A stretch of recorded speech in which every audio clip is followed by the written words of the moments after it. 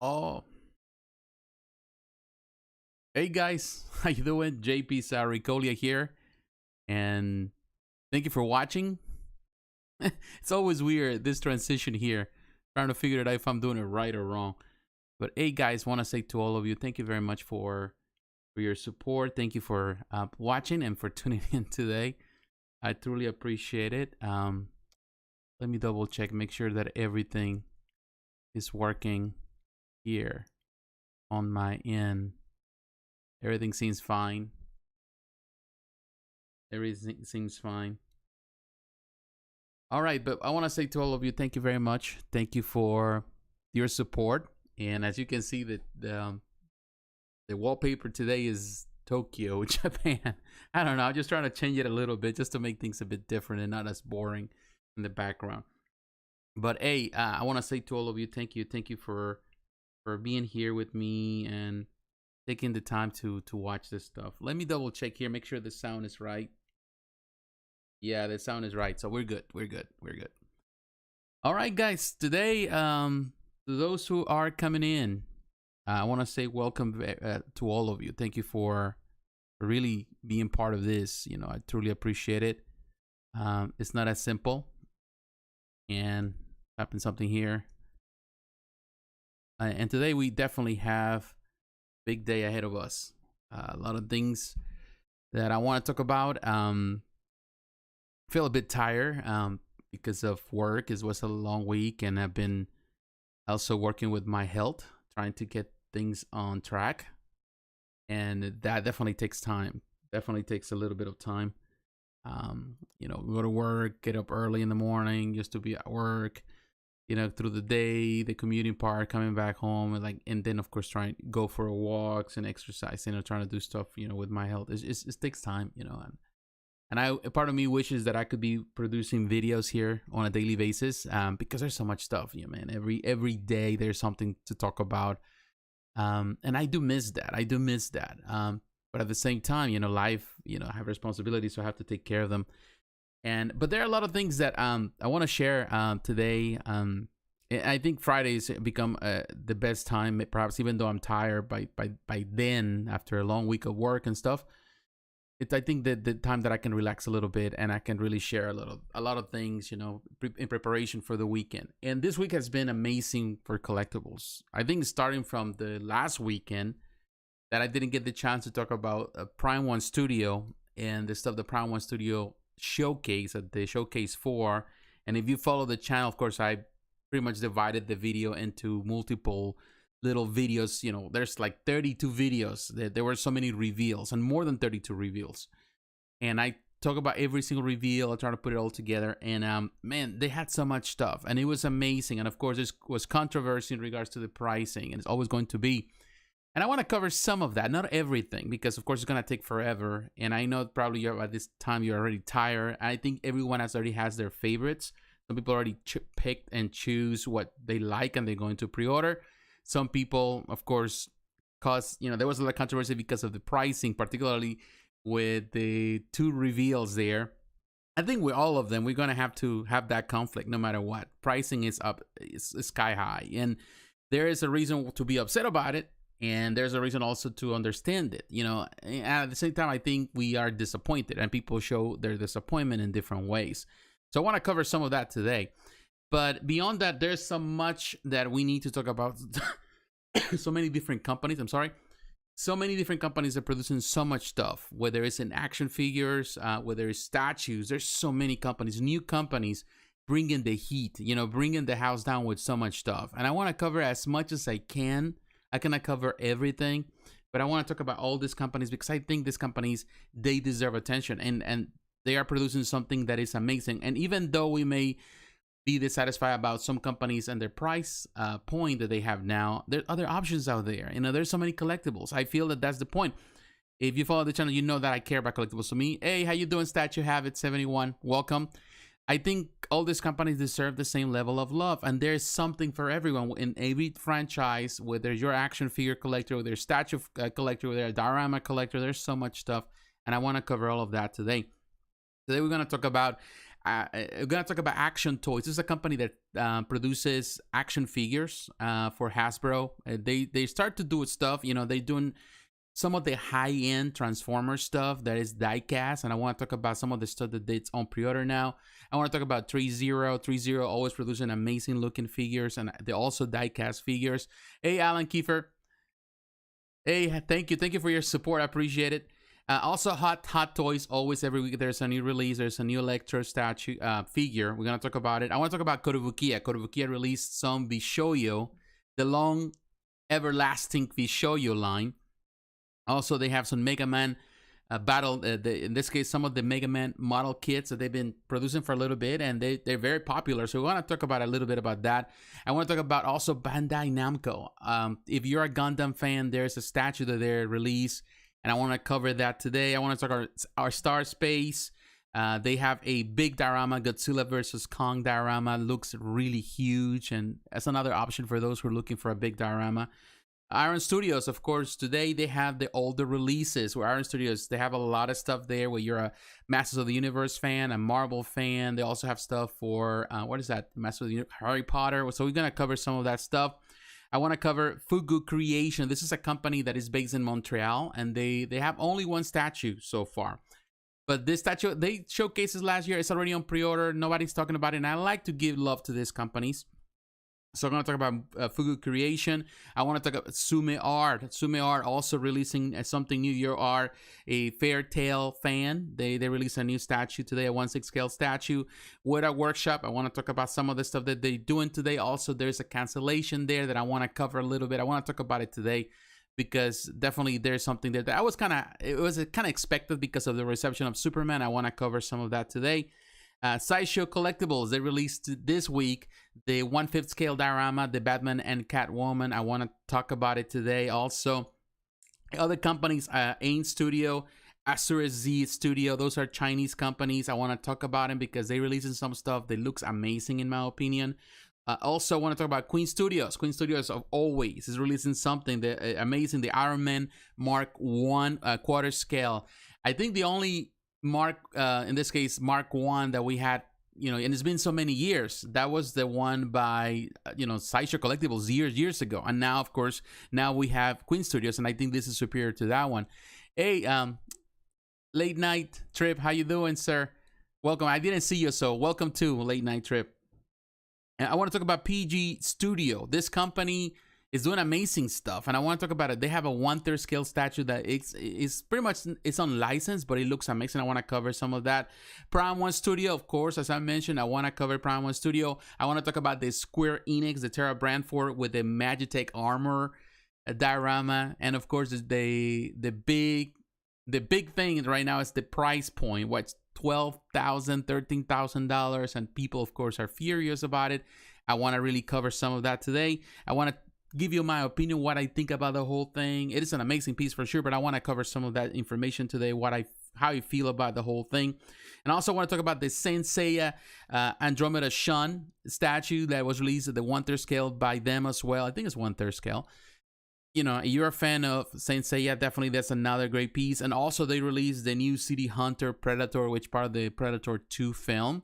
And they have different versions. They have a big deluxe version that is super expensive, and of course people are already talking about the price. So I want to talk about all those things today. If we get the time, we'll talk about them, you know, because it's gonna be really packed. It's the week started kind of slow after Prime1 Studio, and I was thinking, man, there's not gonna be many releases because everybody's talking about Prime1 Studio. But then all of a sudden, by the middle of the week and by now, there's a lot of stuff that came out, and it was like amazing. These companies are not playing. They're not playing. You know, they really want your wallet, and they want my wallet. So we want to talk about some of that stuff, but we're gonna try to be as concise as possible and go as fast as we can in some of this stuff, so we have time to talk about the big stuff that most people care about. But before we get into the whole thing, before we start into the conversation here, today is a really sad day for comic book fans, because it's the passing of Neal Adams, which it was at the middle of the day. You know, I just read that on Facebook. I was at work, and it's a sad thing. You know, Neal Adams is a legend, 80 years old, a true legend of the comic book world. And the fact that a lot of the things that we enjoy today, you know, the stories and comics, he was a pioneer in so many ways, a standard that up to this day people are trying to imitate. Many of the artists are trying to imitate, because he was, when Neal Adams came into the comics, he brought a natural feel to comics, to more realistic look to comics, and that was very new. Because of course he come from a different background in the in different industry on the advertisement, all of that. He came into it and he changed the way people saw, you know, with his Batman, and all the stuff he was doing. So many amazing stories, Superman versus Muhammad Ali, all of those things. You know, we also in DC, most of the stuff that we remember is DC stuff. Of course, you know, with Green Arrow and Green Lantern. That was an amazing, you know, he was a big part of some of the most historical, most important and time changers in the industry. But also he was at Marvel, the stuff he did with the X-Men. He so much stuff that he did. It's amazing art, how realistic it was. And not only that, he was definitely a defender of the rights of the artist. He was a fighter. He cared about those things, and it was through him that a lot of things changed, and the, you know, companies paying the right things, you know, he was there so instrumental on Marvel to, you know, pretty much return a lot of the work of Kirby to Kirby. So he was so important. It's so much stuff that we can talk about Neal Adams, and maybe I have to produce a video in some time from now where I talk about where I consider the most important, more historical and most impactful aspects of his work over so many as a long career. And to me, just knowing that he's gone, it's really sad. But at the same time, you know, he was up there in age, and of course he left a family and all of that. But he was still being participant. He was always political. You know, he has political views. Some people didn't like him because of that, because some people consider him a liberal. But at the end of the day, he was a human, and he cared about the right thing. He cared about other people. He cared about the, you know, artists. He cared about the industry. He cared about the people involved in the industry. And to me, that's one of the reasons why we always going to remember him. So, you know, God bless his family. My prayers are with him. You know, my condolences as well. But thank you. It's nice to know that, you know, like that he was part of the comics. And I think you know, he will always be remembered as a pioneer, a column, you know, a strong column for the industry. So we're going to dedicate this video today to his memory. But let's get into the collectibles world. You know, and again, I want to say to all of you, thank you very much. Those who are watching, those who are tuned in, those who are coming to say hello. I know sometimes people come and go, but I want to say to all of you, thank you for your support. So I want to start today, and definitely I want to start going to, you know, with some of the stuff here. And I want to start with the action figures, because, of course, action figures are, to me, very, very important. So I'm going to come first to, you need to give me a little bit of time here when I'm trying to find these pages. Okay, we'll see where we at. Okay, we're going to come to,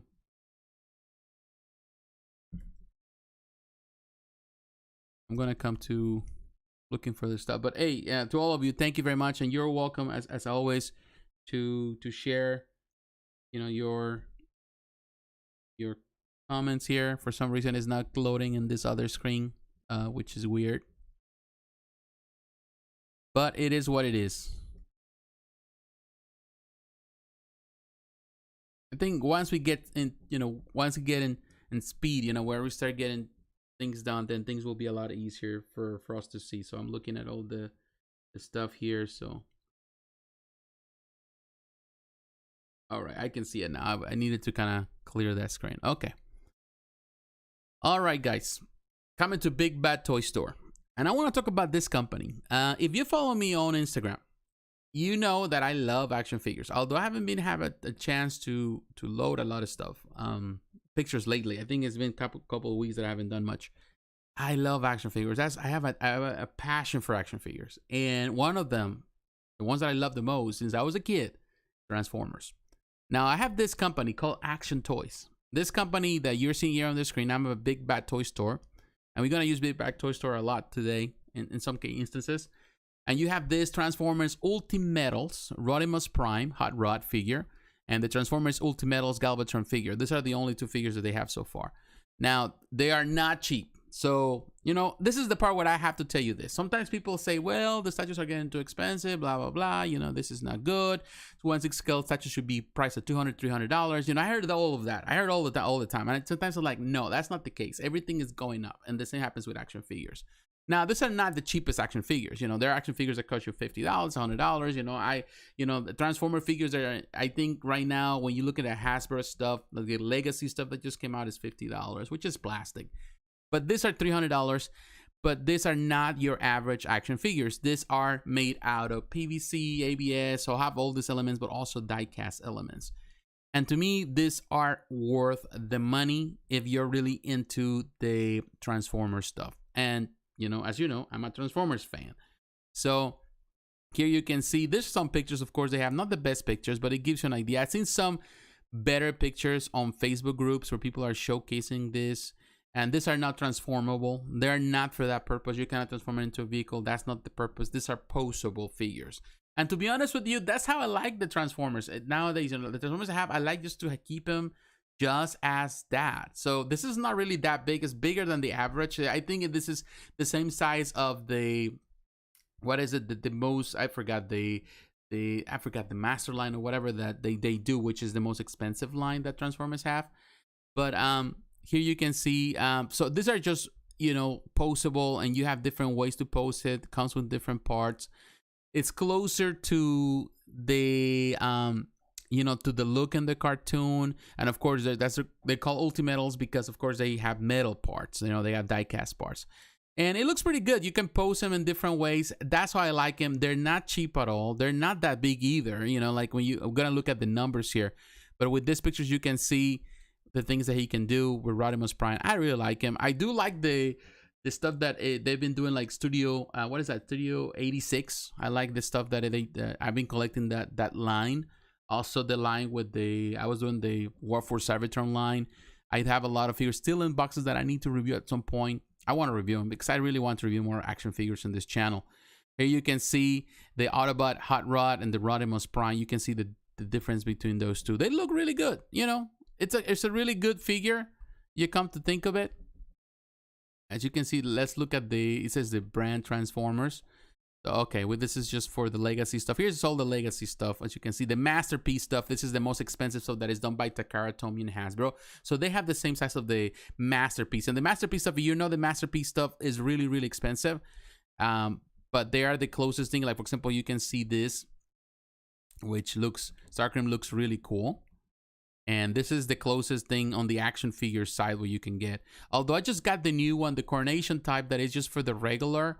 And that looks amazing, in my opinion. Just a smaller figure, but it looks amazing. Just kind of give you an idea. But now I'm going to show you the other figure here. In this case, the UltimetalS Galvatron figure, which I think is cooler looking. It's also $300. And it does have all the accurate colors to the cartoon, and definitely you can see it looks really good. I like it.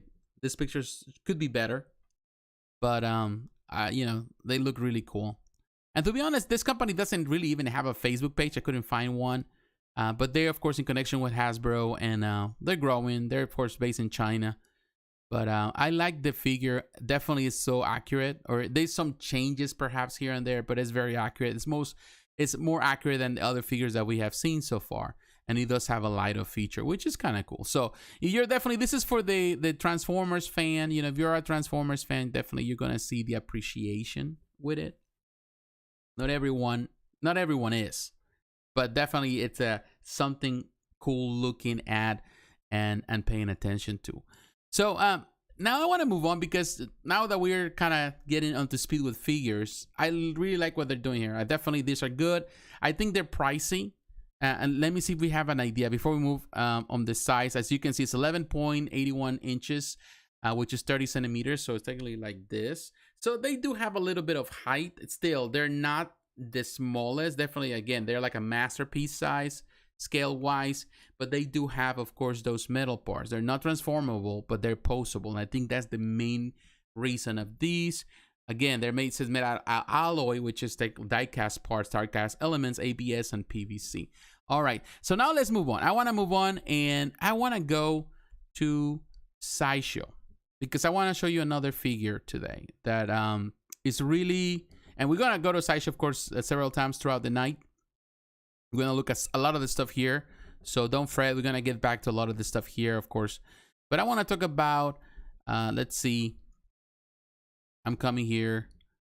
I want to show you, once we get there, I want to talk about this. Once I find it, there's so much stuff. This is the thing with Sideshow. It's like constantly adding stuff that is amazing. Right here. This is the Threezero, and hopefully everybody's watching. Okay, Threezero, the Robo-Do, I think Tekkaman, Threezero redesign. These are the collectible figures. Now, I do collect the Threezero figures. I love the 1/6 scale. This is not a 1/6. This is smaller than a 1/6. But this is some concepts that they're doing, redesigning a lot of anime concepts, manga concepts, into these mecha figures also that are very poseable. I love Tekkaman. If you know, this is an anime that came out back in, you know, the Robot Knight. I think that's where it came out in the 70s. Very popular in Japan, done by Tatsunoko. And if you remember, one of my favorite games, fighting games, that actually was on the Wii, was the Tatsunoko versus Capcom. Love that game. Sadly, it was never ported to any other besides the Wii. It was a Wii exclusive, and we haven't seen it. I would love for that to come to the Switch or to come to modern, or a modern version, or just, you know, a remastered version, because it's a phenomenal fighting game. And Tekkaman wasn't one of those characters there. Really, it's a fantastic game. And only, I think, the hardcore fans of fighting games would kind of remember that very fondly. But here you can see this has this version. This one also has die-cast elements, so it's not plastic. It does have light-up features, which is kind of cool. But I really love it's a redesign because it doesn't kind of like it does have some new concept, more modern, I would say, conceptualization, redesign of the classic suit. But it's very close to Tekkaman as it was shown in the anime and in the cartoon. But here you can see, looks good. I like it. I love these figures. I will tell you one thing. You know, people can tell me that, you know, that I have so many passions. I am not necessarily always a statue collector, and I don't try to dissuade anybody to move my way to do things. I love action figures. I think most of us have come, and I think everyone, not most of us, everyone has come to be a statue collector because they have fun memories of a lot of things as a kids growing up collecting toys, you know. And I think, to me, I remember collecting the Transformers, collecting the G.I. Joe, collecting Master of the Universe, you know, the real Ghostbusters, you know, you name it, MASH. You know, there were so many toy lines as a kid that I collected. The G.I. Joe, you know, the Star Wars, you know, the DC stuff, what was that, the Super Friends, all that kind of stuff. So it to me brings so many fun memories, and I think and it never goes away. Yeah, I love statues, and statues are definitely kind of like my main thing, but action figures definitely have a big part of my life. So when I see this figure, it really is amazing. It's very, very impressive to me. Not for everyone, but I love that you can pose them in so many different ways, and it looks super, super cool. You can see with the different weapons and all of that. So it looks good, you know. And I gotta give you an idea, so you can see that they're not cheap. These are, you know, more high-end figures.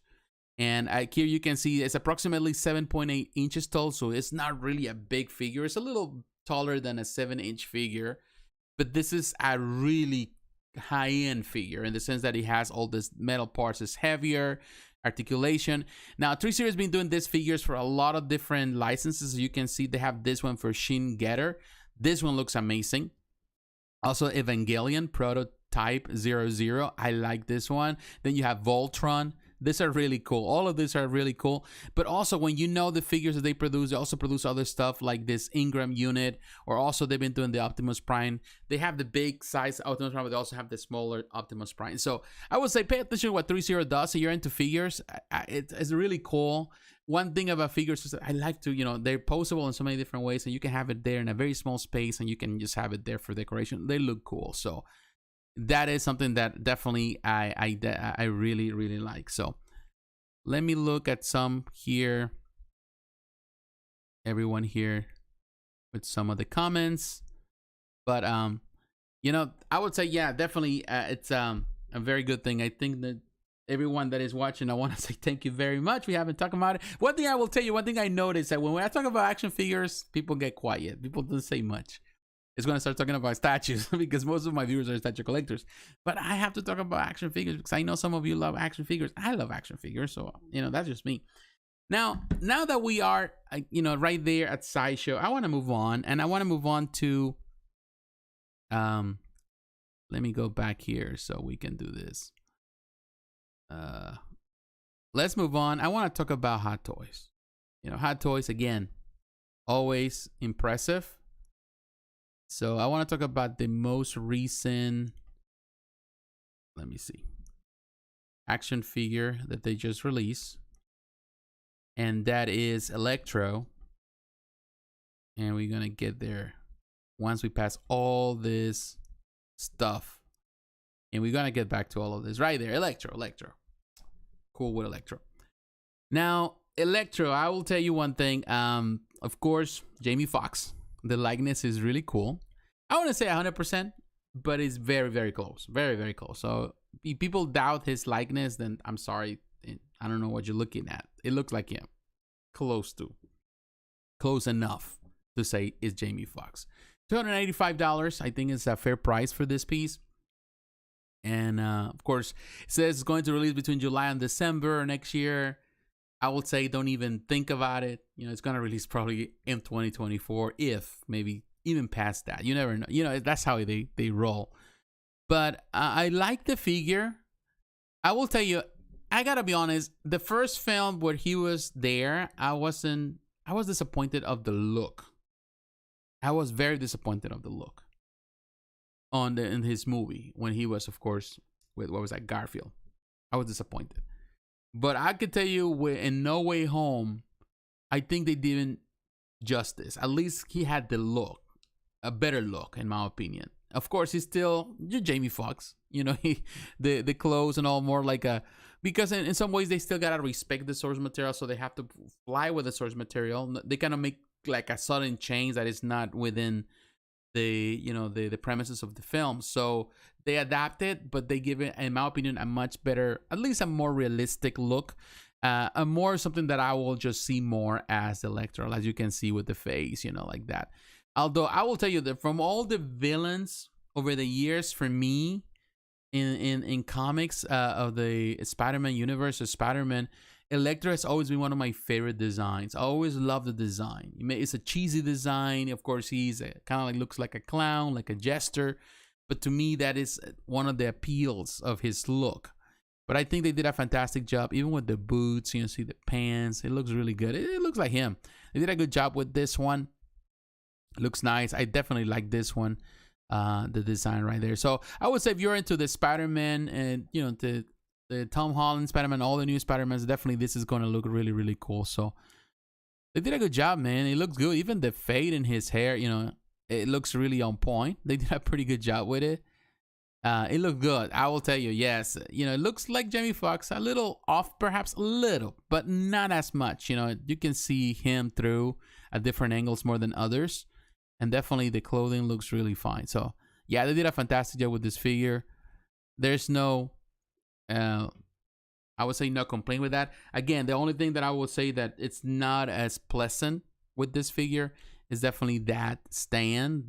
The classic boring stand that, you know, the Hot Toys needs to get rid of. They still continue with those stands, which to me are like, you know, they need to give you a much better, a premium look on it, a much better stand, you know, than that. But hey, you know, that's how they've been doing it for years. It is what it is. So, you know, we cannot change that. But let's go now. I want to go to let's move to other company. And for that, again, we're here. So we're going to, I want to go to, oh well, that wasn't what I wanted. But in any case, we're gonna start with, we're gonna go to Kotobukiya. Now that we're Sideshow, and I'm here right here. And now we're going to talk about some Bishoujo stuff as well in just a moment. Here you can see this is the Kotobukiya side. This is also available at the Kotobukiya store and any other store. You know, you can find these pieces. But I want to talk about the newest releases. And I want to talk about this Mega Man model kit. And we almost lost the stream. Yeah, we're back on the stream. Just for a second, I think. But in any case, here. So there's two. You got the Mega Man Battle Network. $74.99. The kits are not really that big. We're going to look at the dimensions here. You're looking at 5.51. So technically this is the small action figure right there, 6 inches. But they're super cool. They're very poseable. And these are already pre-painted kits. So you don't have to paint anything. And they're really, really well done. I love how poseable they are. And you can change the faces, different faces, different things you can do with the hands. They're poseable, different weapons. So they're really cool, man. I'm telling you, I really like these figures, this little poseable kits, model kits. I don't know, they call them model kits, but the truth of the matter is, because you put them together. But it has a lot of change outs, and it's definitely a very nice looking figure. I really like this Mega Man. I really do. I'm a big fan of it. And there you can see certain things like this effects. Of course, these are the plastic things. I've never been a fan of. Some of them look very cheap. But that is a nice effect. You can do all sort of things with it. It looks really cool. Now, these are the others that have been released. As you can see, there's more. There's some that are already on pre-order. But it's going to be added to the collection, the classic Mega Man. And, of course, you got the different versions. So that looks really, really cool. So that is for that. Now, if I show you also, you have, in this case, the black version. That's the Dark Mega Man. This is a little bit more expensive, a few dollars more. That is because it's more, it's going to be more limited. So this is the exclusive part. So that's really cool. It comes with different parts the other one doesn't have. But it looks good, man. I'm telling you, these are really nice little figures. Very poseable. And I like them. I truly do. I truly do. You can see right there. That is sweet. Yeah, that's nice. So you can pair them, against each other. You can do all sort of things. These are nice figures. I love these pictures. Actually, they're pretty good. So this model kit's finally seeing the light of day after 2 years of waiting. It's going to release sometime between November of this year and January of next year. We'll see. That always subject to change. Now, I want to talk about the Bishoujo. There's two new Bishoujos here. And I will say one thing about Bishoujo is that it's such a staple of Kotobukiya. They have done that over the years. There's one thing that I have talked about Kotobukiya here on the channel about the things that are disappointed. I'm disappointed with the company. But one thing the company has been very good at doing, it's maintaining the Bishoujo line. I think they've been faithful to that line for years, and they continue to do so, and it sells well, and they continue to produce, and it's consistent. Sometimes maybe the quality control might dive a little, but just a little, and they get back, they rebounds with it in a really nice way. So, but the concept and the opportunities to grow, this has always been there. So they released this new Hawkeye Kate Bishop, $145. I think it's because it has the dog, so it's a bit larger. I know some people don't like this price point because they remember when the Bishoujos were $50. I remember that when they were even less than $50, and they were in the $60, the $70, $80, and of course it's been skyrocketing now into the $145. And it is what it is. We have to understand that. At the end of the day, inflation, situations that happen in the world, all of that has an effect, and we have talked about it several times. And it's just the way it is. Everything goes up, so that includes the stuff that you buy at the store. So here you can see it looks good. I like the design. Of course, it respects what they're doing here with this line, with these beautiful girls and the images. Very nicely done. That dog is a cool take on it. It's very different. And as you can see, very curvaceous. That's for sure. But it's really cool. I would say the only thing with the ground, it's okay with the way they did the base. Not my favorite thing, but it's not bad. It's not a bad base at all. It's just simple, I like the dog, and he's with that slice of pizza. That's pretty cool. And it's a really cool thing. It's a cool detail. Now, I see this line right here with the dog. Hopefully that line goes away. You don't want to see that line because that makes it look cheap and kind of takes away those little lines. I hate it when sometimes they remain on the figures because they take away from what you're looking at. You're looking at this. You don't want to concentrate on that, you know, but they are like, to me, they so obvious sometimes and they don't look great. So here you can see characters are stylized into an original Japanese design by Shunya Yamashita, then rendered into a detailed statue by Kotobukiya. So I think they did a pretty good job. You know, this is the art. And they did a fantastic job in recreating the art. So I think I will tell you that they are doing a much better job now that they did at the beginning years ago. They are able to render this in a much better way because the likeness is just spot on, in my opinion. It's really, really good. It's really close. So they did a fantastic job. Yeah, maybe she looks a bit elongated with the face and the eyes in comparison to this one. But still, man, they did a phenomenal job with this one. So that's good. Now, we move on to the next one, the next Bishoujo that they release. And they release this Darkstalkers Lilith Bishoujo, of course, based on the gaming franchise, the fighting gaming franchise by Capcom. All of these are 1/7 scale. This is $130. Cheaper, of course. It doesn't have the dog. Still, some people will point that. I like Lilith. She looks great. Morrigan, of course, is on pre-order already. It's still on pre-order. That looks amazing, but this is a companion to it. And it looks really, really good. Love the detail. Of course, they did a fantastic job. Simple base, but I do like this base in comparison to the other base with Kate Bishop. Looks good, of course, curvaceous. That's the point. Love the texture on the wings. That's nice. Definitely very nice from this angle. So you can see, definitely the Bishoujo line, a staple. You know, fantastic the way they do it. Very, very good. They're constant with it. I don't think it's going to go away because they keep selling like hotcakes. They sell well. And, you know, they will continue selling. You know, and definitely they have done a fantastic job with this one. It looks really, really good.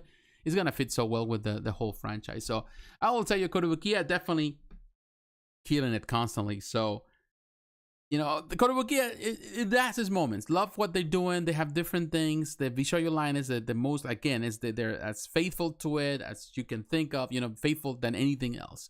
Now, with the fan art statue line, they're doing amazing work. And hopefully they continue with that. And they are permanent because it needs to be permanent. So this is something that definitely we can look at. All right, guys. Now, let's move on. Now, because trying to save time here, I want to go back to Big Bad Toy Store. And definitely, I probably need to start opening. Well, I don't want to open that many, but I want to show you this. And maybe we can get it.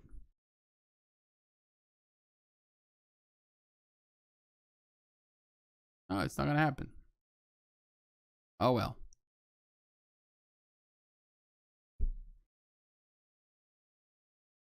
But I want to say to all of you, thank you guys. You know, thank you for taking time. Oops, sorry, I misspelled this. Bandai Namco. Dyslexia sometimes kicks in right there. This is what I want to talk about, Bandai Namco. And I want to talk about this, the Mobile Suit Gundam Figure DX Series Gundam, you know, versus Zaku 2 statue. Now, I saw this one and I didn't expect much of it. When I saw it first, I thought they were just figures. But then I saw the price and said, man, those are very expensive figures. They're not figures. This is a statue. But this statue is made out of PVC.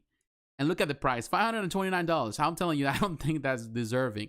But at the same time, I have to be reminded that these statues or figures, just because in America we don't really do much of anime statues, or we don't really care much about some of the anime and manga stuff, doesn't mean that there is primarily in Asia, there's a lot of people that love Gundam. I follow different channels on here on YouTube where people love Gundam. They're Gundam, you know, fans, and they love everything that is Gundam figures, you know, model kits. Model kits there's a big fan base out there that love to do the model kits, but also statues. And I think there's a lot of potential here. And to me, like when I look at this, I know it's not big. It's 45. It's not as big. It's big in some ways. You know, it's 45 centimeters, so it's like this. 40 centimeters, I think, is the width, and 30 centimeters. So it's not really, it's technically around a 1/6 scale statue. That's what it is. It's the same because it's 17.72 by 15.75 by 11.8 inches. So technically this is the same size of a 1/6 scale statue. But it's a $529. And the thing is this, it's not polyresin, it's not polystone, it's not any of that. It's just PVC. And ABS, which is vinyl, hard, the more harder vinyl that they use for some toys. I like the concept. It's different. But I wanted to show it to you because sometimes, I always hear this where people are saying, oh, like companies are trying to stiff you with the money. No, it's across the board. Every company, even Bandai and Namco, have to increase the price of this figure. This is a figure, but it's a statue. It's a statue. It's a figure. You can oppose it. It's just already posed, and it's already $500. It does have some cool concept. I do like Gundam, so I would say it's kind of cool. But at the same time, I would not necessarily feel inclined to pay that much money for something like this. It is a cool concept. I would like to see more in-person images because even though it's a 1/6, some of the detail is small and these pictures don't really do so much to really showcase some of that. But there are a couple of things I think you can pose in different ways with different weapons, so you can change that look. Of course, that's plastic. I'm not crazy about the laser there. So there are a couple of things. It's an interesting concept, and definitely, the thing is this, now with the way they're doing certain things and Bandai Namco and all that, they really want to dive into the statues. Although they have produced some statues like this Digimon Adventure. There's also part of this FBN figure type, the same concept. This is part of the same. That one, it's $1,200. And it's almost the same size. This is, some people will say, is ridiculous for for this type of statue, but it's $1,200 and it's the same scale, the same size. And this one, however, is made out of some polyresin, polyurethane, which is plastic in that way, and LED unit. So this is expensive. So that tells you a lot that there is a market out there. There is a market for this type of statues, for this type of franchises, and we're gonna explore some of that today. With some other companies. So there's always something out there, although definitely this price is Bandai Namco needs to correct the pricing because I find them very, very steep. But I wanted to show it to you because to me that looks pretty cool.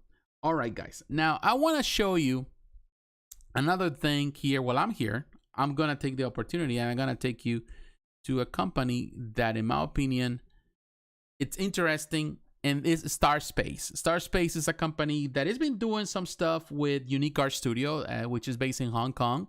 Amazing stuff. But I will tell you, man, and let me go here. Let me show you Starspace.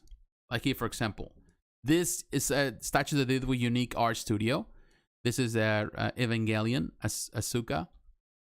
Asuka looks great right there, which is a quarter scale, and it's $1,000. And it's, to me, it's like, that's too much money for that. But this company has been doing other amazing looking statues. I have talked about some of this stuff that they produce here in the channel before.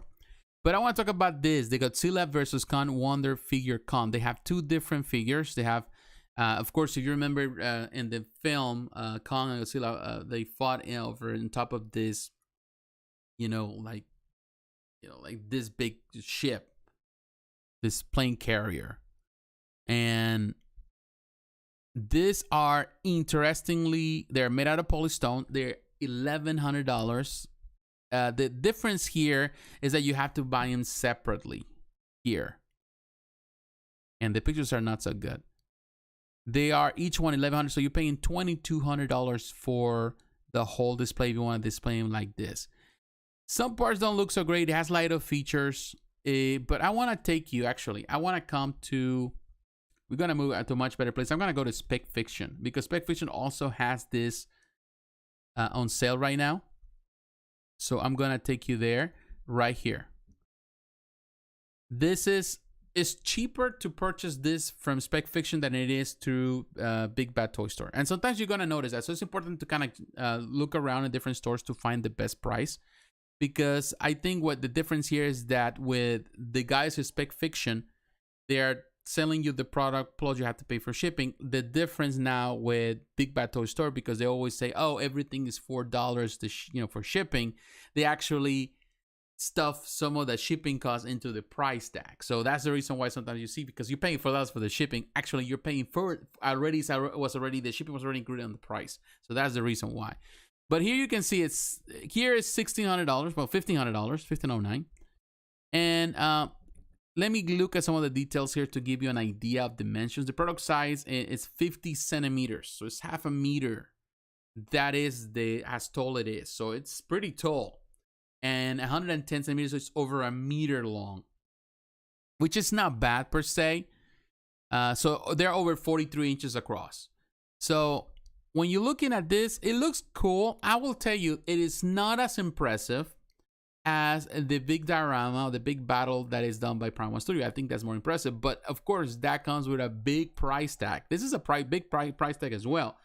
But to me, I feel that in some ways, it depends what are you willing to pay. You know, it's still cool, has light up features. It seems, as you can see right there with the fins and all that, it looks good. Some of the paint job, not so good. Some of the destruction, I think the light up feature is going there. In some ways, it is a nice concept. Maybe the water, the fact that they did here, not so good with the clear resin they're using there. But Godzilla looks good, and I know some people, and what I like about it is that you can put them together, or you can, if you only want one, you can have one in front and then use this as the kind of like in the front like that. Some people would not like that. A couple, I think, is removable. I think it is. It has to be removed in order for you to put them together, although it might not be the case when you put them together. Let's see, we can see that now side by side in the combo. Yeah, you can remove that part, and it's some type of destruction thing there. So yeah, you can remove them. So that is cool. So you can do certain things with it. It is a nice concept, and I don't really know much about Star Space. Of course, this company is kind of new, but they're doing some stuff, of course, with other companies, and they're most likely based in Hong Kong. So really, really cool to see companies doing this kind of stuff. So yeah, I wanted to show you this. Now let's get into one of the big companies. Let's get into Iron Studios. Now we're coming into also the figures, but I want to go now into the 1/10 scale. And well, I'm here at the Iron Studios. We're gonna come to Sideshow too, but I want to show you Iron Studios here. Some of the stuff they have here.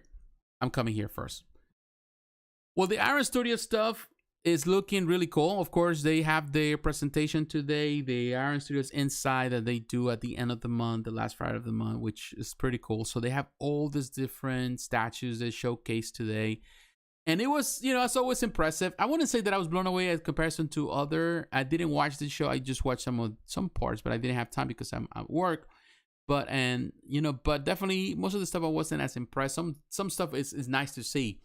But for example, they have all this, of course, the Eternals. And to be honest with you, when I think about the Eternals, it's my least favorite film in the franchise and the MCU. Definitely not I can watch it. I can watch it again. I see what they're trying to do. At the same time, I wasn't totally impressed with it. So to me, even when I go to the store, like I go to the supermarket, every supermarket that I've been here, like Walmart or go to Target, every place I go where they sell toys, I do see these figures, like the figures that they have for the Eternal. They're peg warmers. They're sitting there forever. Nobody's buying them because it really didn't have an impact on people's lives as other characters, some other movies. So, I think how much they can sell this, would this sell out? Some people may go for it, but even at this price, $150, I don't think it was worth the serving. Now, the smallest, of course, as you can see, Sprite is $129.99. It's the cheapest because it's the smallest. But I wouldn't say that it's, to me, like, oh my God, like it's super impressive. Although, it's very tiny as a 110. And, it's nothing wrong with the little figures. I think it's not bad. Nice paint job, actually. Really like the paint job there. Simple pose here, all of them together. Some of them, they look really good. The face sculpt was done really good. Others, not so much. I think this one, Sprite, looks more impressive. And also, when you look at the other ones, for example, you got Druid. that one, it's fine. Face sculpt. It looks like the actor, a little off, just a little off. It does look like him, but not 100%. It looks like a bit younger version of the actor, although the actor is young, but it looks a bit younger. So that it's $150. I think it's just very simple as a statue, and to be honest with you, I don't understand why they're pricing this at $150. But at the same time, I understand the times we're living. But then you have also Cersei.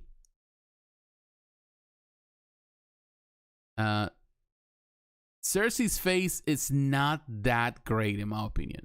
When you get too close, from afar it's fine, and this is fine when you have 110 statues and figures. You know, like they can look okay at a distance, but when you get too close, something off, a little off.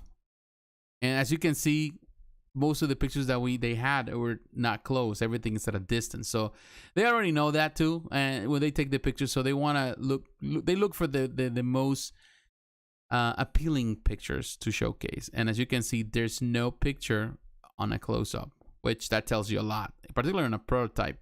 So yeah, that is not necessarily my favorite one here.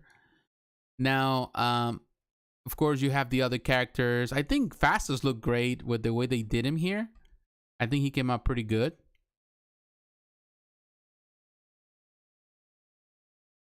I think even at the small detail, his face looked good. Yeah, that one is actually the one that I like the most, because at least it has more less boring pose. There's more of an action going, and that to me makes it more impressive. Phastos looks better, in my opinion, than the others. Also, Cersei doesn't look bad, but at a distance, I think that's where you gotta keep him. As a 110, you always. Now, Makari looks good. They use this pose. She's a runner, so she's gonna be running. The face seems fine. At the same time, she's so on the ground. You know, they're interesting pieces. I'm not gonna say that they're not, but at the same time, I find some of the stuff they're doing there a bit boring. I feel that they could have just extended her a little more to give her a more nicer effect than she's technically just running on the ground. Like she's just kind of like dragging herself. That's how it looks. I feel that they did a much better job, for example, with Quicksilver. Quicksilver looks amazing, you know, and they could have done something similar to that, but you know, it's not as impressive. And I don't think it's worth $150, but that's again just me. And what else we have? We're going through all of them, right? As you can see. I do like Icarus. I think Icarus looks pretty good. Came out decent. Love the way, of course, it's a centerpiece right there. But they did a pretty good job with this one on the likeness with the actor as a 110. That is perhaps one of the most impressive pieces here. And looks good. Now he's on the side a little bit, with his shoulder, all that. It's kind of interesting. That doesn't look bad. And now we are looking at Ajax with Salma Hayek. She looks fine. Face looks fine.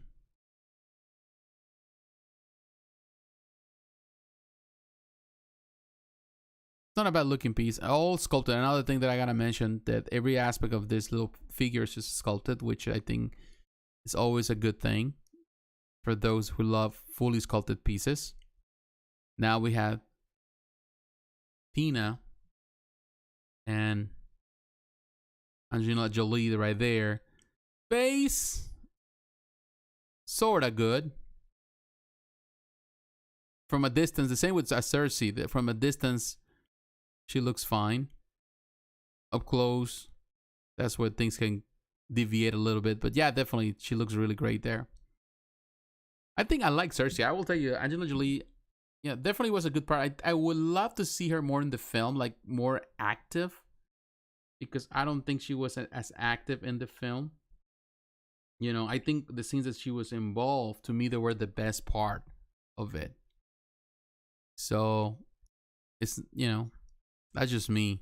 Hopefully, if there's a second Eternals, which is going to be somehow or in some way, or unless they decide just to kind of put him together with other films and bring him there, I definitely would love. I think it would be nice to see more of her.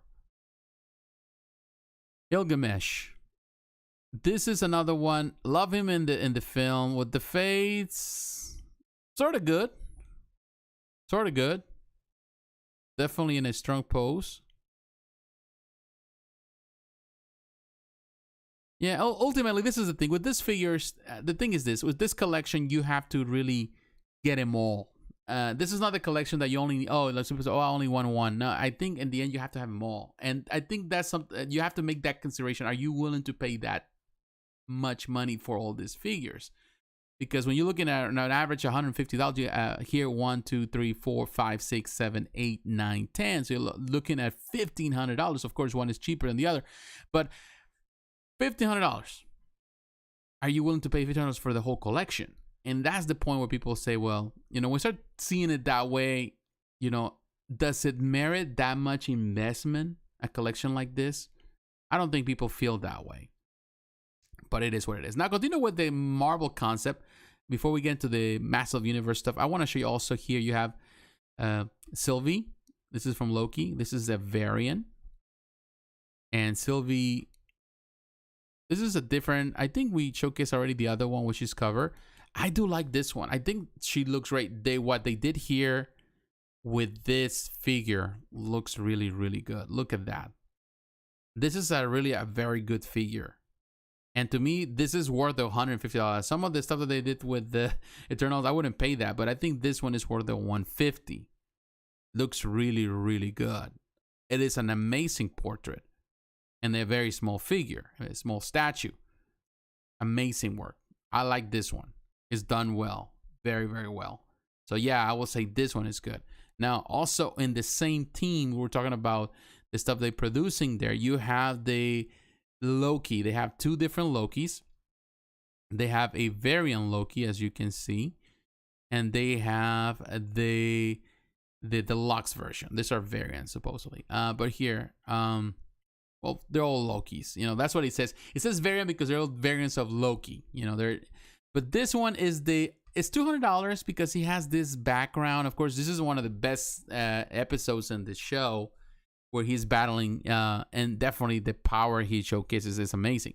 So they kind of pursuing that, and to be honest, it's cool. But to be honest, I still don't think that it's worth $200. That's just my opinion. It looks good though. The base looks cool. The face, I would say this is not the Hot Toys. I think the Hot Toys did an amazing job in the likeness. But it is there, and it's really a cool concept the way they represent it there. So that looks amazing in my opinion. Definitely the paint job they did, the background, that is cool. You can go just if you want. Here you can see definitely with the background, all that, it looks amazing. I think that really makes it stand out even more. I still think that it should be between $150 to $175. That would be my opinion, of course. But what am I? Who am I to say that? But here you have the $139 because just the regular is just $139. So in my mind, I'm thinking they could just give it another $50 just to make it, $180 instead of $200. But that's just me. It looks good. Now I want to move on, and I want to move on to the next thing, which be in this case the stuff they're doing for Harry Potter. Also, Prime1 is going to release their own collection, so a lot of people are expecting that. This is $159. This is the deluxe version, which I really like this deluxe version. I think it's a nice, and the likeness with the young actress is really good. They did a fantastic job with her. And I'm not really a big fan of Harry Potter. I don't care much about it. Hey, that you have it. What do you think about the Iron Series 1 for scale Sam Wilson cap? I talked about it before. To be honest, not a crazy fan of that big statue. Not a fan. I felt that the likeness was a little off with it, Still off. I don't think it's the best depiction. And and with the wings and all that, I was not a fan. I do like Sam Wilson as a character, But I prefer, to be honest, like I said, I prefer the way they did it on the 110. The 110, it was better than the 1/4. Well, at the same time, you don't want that 110 with extended wings, you know, like all that touching the water. That looks amazing, but try to do that in a 1/4 would be super huge, and you know, people would be complaining about the space, you know, that it's taking. But here you can see, I love the detail here on this one. Again, the likeness looks really good, and I love that, the water faucets and all that. That is super cool. And this is the thing. This is the deluxe version, and it's $150. It's $160, and it's a bigger thing. So in my mind, I'm thinking, if they're pricing this at $160, why they cannot do that with Loki? Of course, it goes back to, you know, in this case, the cost of the pretty much the license. But here you can see Hermione, Granger. Again, this is just the regular version. That looks good. It's very small, $130. But to be honest, if you're paying $130, just pay a little extra and get the deluxe version, because it looks more impressive in my opinion. Now looking at, I want to move into the, in this case, Jurassic Park stuff. And they have this new, they announced this before, but they went up there now. You have the Velociraptor. This is from Jurassic Park: The Lost World. And this look amazing. I'm telling you, I love the detail on these little things. They look very impressive as a 110. Of course, if you want the best thing, definitely go for Prime1 Studio. But if you don't want to pay that top dollar, you know, this 110 statues, in my opinion, look really, really good. I love the paint job. Fantastic detail on this. I love the base. In some ways, I wish there was more detail on the leaves, like the paint job was more clear, so it looks less plasticky, because they look kind of fake. So they need to kind of work on that to make it look, you know, a little more shading to the leaves, so with different tones of green, all that kind of stuff. That would be nice. So that's one right there. Now we have the same, you know, the regular one is this one right here. But the difference, of course, is with the base. I would say $159 for this one. You go for the base, the deluxe version. Now, they have blue from Jurassic World Fallen Kingdom. And this is just the regular right here. And they have the deluxe version. The deluxe version, this is the regular version with just a simple base, as you can see right there. It looks good. Blue looks fantastic there. The base is very, very lackluster. But supposedly you're only paying for in this case, for the statue. And the base is just a stand. Looks really good. Now, where blue shines, of course, it's on this one. Although I will tell you, I prefer the Velociraptor, because I think, first and foremost, I think the ratio between the statue and the base really makes it stand out. There's a balance. The problem that I have with this one, and the problem that I have with this, $500 for this. Yes, a 110. I know it's not small as a 110 because of the scale of the dinosaur. This is a thing. And then you have this huge, of course, you got the vehicle being destroyed. He's on top of the vehicle, all of that, which is a nice concept. But I think it was necessary to do all of this just so you can price it at $500. To me, that is not a good thing.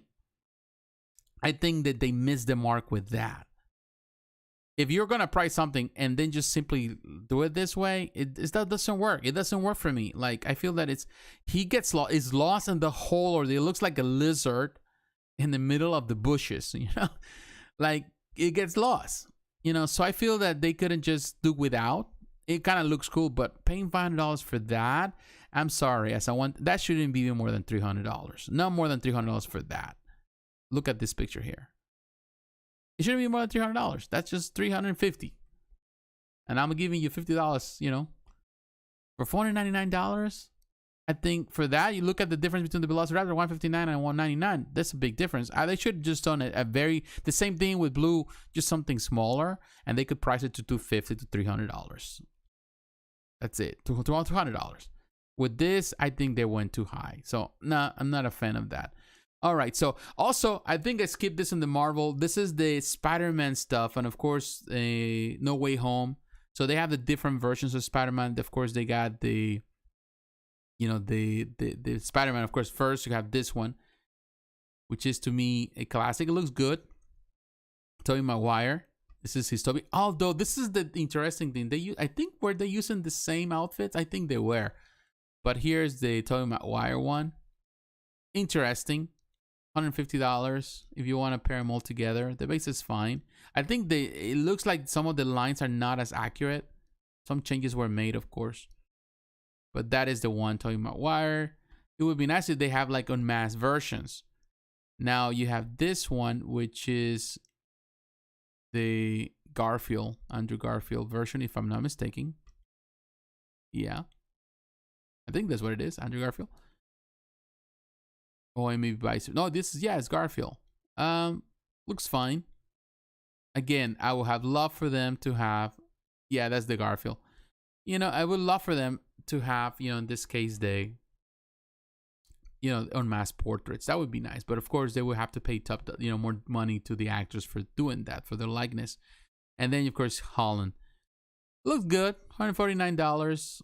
Although some of the, I'm not so sure about this outfits. I think there's some changes that they did to the outfits that are not completely accurate with the film, because I don't think that was the outfit that he had at that moment, but I can be wrong. It just doesn't seem right. Some of the outfit changes are not, you know, like that. They're fine. Hey, hi, how was your favorite piece from P1 Showcase? We'll talk about it in a moment. I'll talk when we get to the Prime1 stuff. I'll tell you. To be honest, I don't necessarily have a favorite. I have a lot of favorites, so we'll get there when we get there. But yeah, I'll share some of that with you. And here now I want to move to. So the pieces are fine. I want to move now. I think the ones that people were more excited the most excited is the stuff that of course they're doing for the Masters of the Universe. You have the Sorceress right there, which in my opinion looks really good. I think this collection is coming out really good. $139, I think, is a really nice price. Love the wings, the way she's posing there, really, really good. Now with the face, of course, there's some difference. They're doing some reinvention in some of the concepts here. It's not like, I would say, cartoon accurate or toy accurate. You know, it is close. They're doing their own versions, but they're doing amazing. I think they look really terrific. And they respect the source material in that sense by trying to stay as close as possible to it. And it looks really good. Sorceress looks amazing there. It's a really nice pose. Very nice figure. I think $139 is worth the price tag. Really worth the price tag. So that looks really cool. Really like this one for sure. Look at her face. Face looks impressive. I don't know who sculpted this because they never mentioned it, but it looks really good. That is really a nice looking 110 piece. Definitely impressive. This is an impressive collection for sure. Now, let me show you the other one, Evil-Lyn. This is another one that was showcased there. Again, this is reimagining with the classic look. The paint job is interesting with this resin. I would have loved for them to use more like a clear resin rather than what they did there. Because this kind of like gets in the way. You know, I feel that, like, for example, in this pose, all you see is this and it takes away. So clear resin would have been a much better choice because you have to have it at a particular angle so you can see her body. You want to see her. So this is perhaps not my favorite of the two. I think this is the one that needs some work, particularly with this, because it looks like she's, I don't know, like it's bubble gum, that she's playing with some bubble gum or something. It doesn't look right. And some of the paint there, for example, with the sphere, it would be nice if it was more like a clear resin to kind of represent more of her, you know, what she, in this case, the scepter that she carries and all that. So, you know, it needs some work. It's not bad, but it's not the greatest of the two. I think it's perhaps my least favorite that they have showcased so far in this collection. All right. So, all right, guys. Now I'm coming here. Let me take a quick break. I want to say to all of you, thank you very much. Those are still here, the ones that left, and everybody else. But yeah, I will. When we get to Prime1 Studio, I will give you a better idea of my favorites. There were a lot of pieces there that I really like. There were a lot of things I like. There was nothing there that I dislike.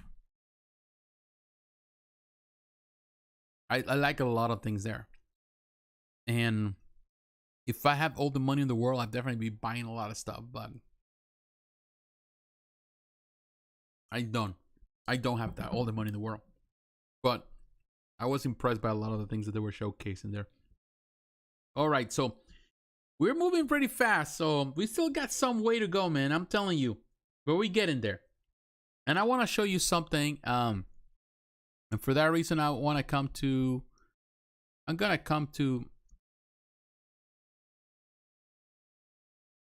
company that it's very, very good. Let me see. For a second, I got lost on my own thoughts. All right, let's go back to Big Bad Toy Store because I want to show you. I want to show you something that to me is good.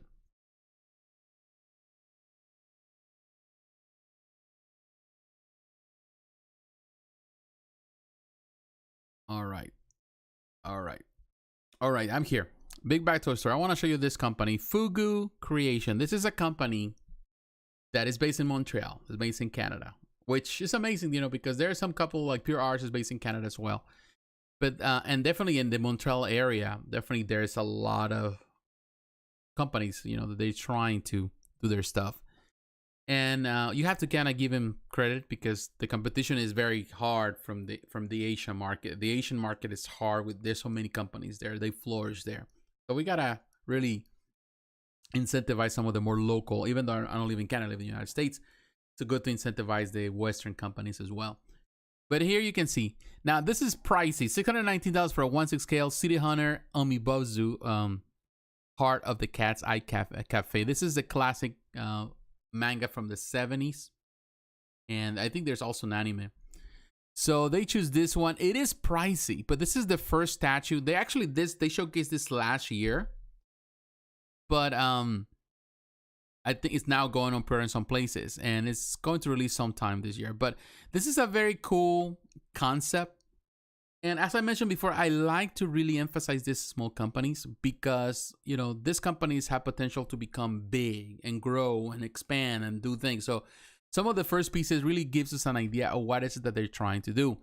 And definitely right now, a lot of companies are going into the anime market, of course, because trying to get into the Marvel license and DC license is very, very tough. I have talked to some producers in the past, some sculptors, people that work in the industry that are friends of mine. I've talked to them from time to time, and they will tell you it's almost impossible unless you have a lot of money in the bank to really acquire the Marvel license or this and that. It's really expensive. So that limits the number of small producers to get into those licenses. So what a lot of these companies, small companies do, what some companies have done in Asia is that they have acquired those Marvel licenses in Asia or in places where they can sell it.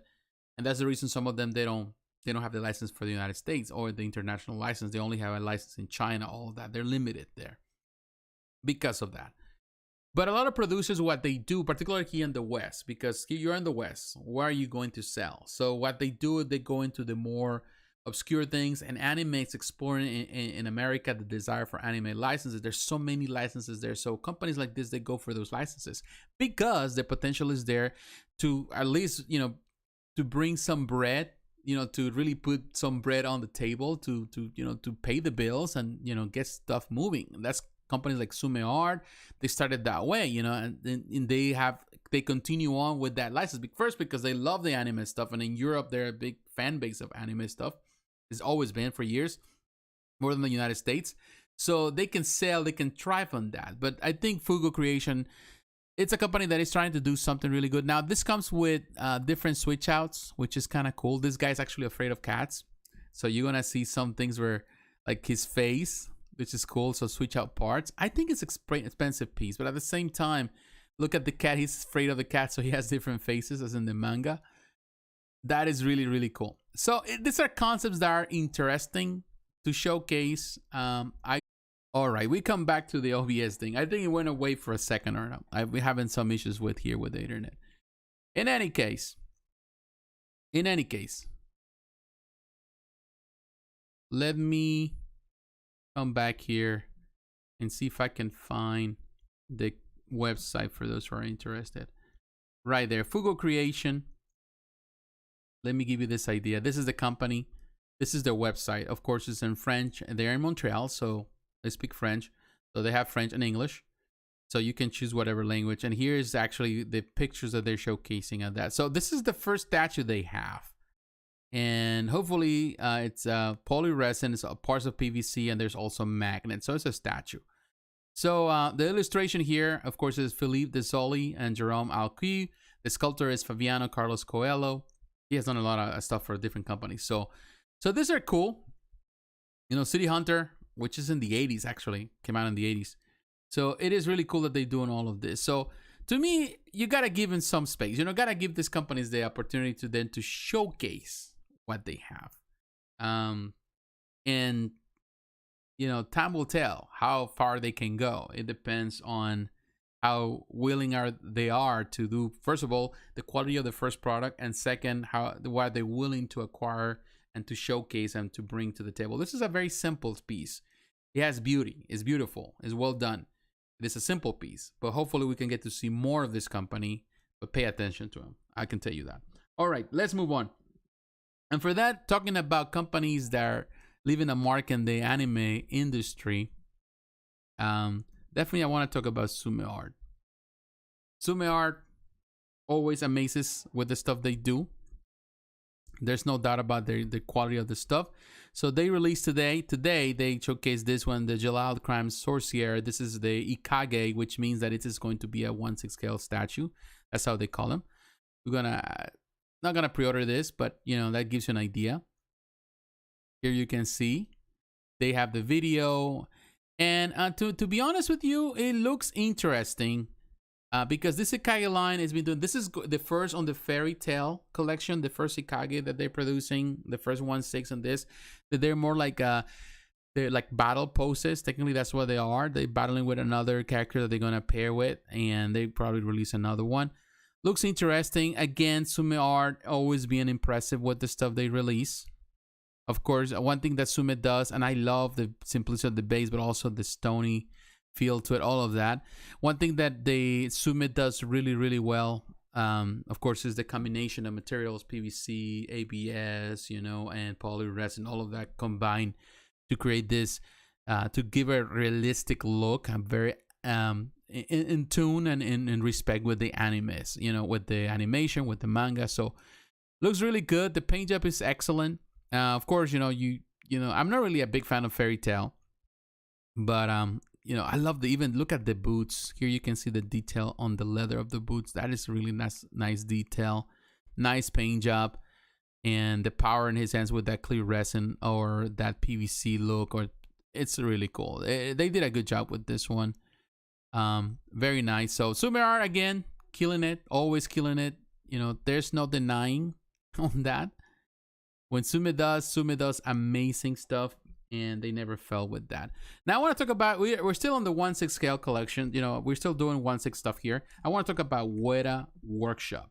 And for that, I'm going to come to the Weta Workshop website. And I want to look at some of the stuff that they released. I think they released it some time ago, but and let me look at this, if we can find this license, because unfortunately, okay, right there, the Dark Crystal. This is the thing. I love the Dark Crystal on Netflix. I thought the show had potential. I review it. Unfortunately, it was canceled after the first episode. Something that, of course, they've been doing, which is shameful, but that's how they've been handling business there. But I like this one. I like, of course, you know, I'm a big fan with the Dark Crystal since I was a kid. I watched the original film. I was a big fan. So having this show, to me, that was like something amazing. And this is Lore, one of these creatures, the creature here. And it looks really cool. This is a 1/6. Now, if you remember, of course, these are not big feet creatures. So Lore, it's a bit on the smaller side. You can see that. Looks cool though. It's a nice detail. And let me see another one. Maybe. Let me grow this. Let me see this image in a better way. Here. It's pretty nice. You know, it's simple. $300, I think. I don't know if it's going to do well.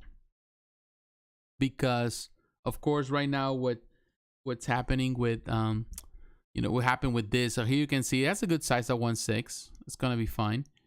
But the sad part, of course, you know, is that the show is canceled. So how many pairs are they gonna get for this? How many people are gonna be interested? Of course, it's gonna be a companion to the other pieces that are released for this collection.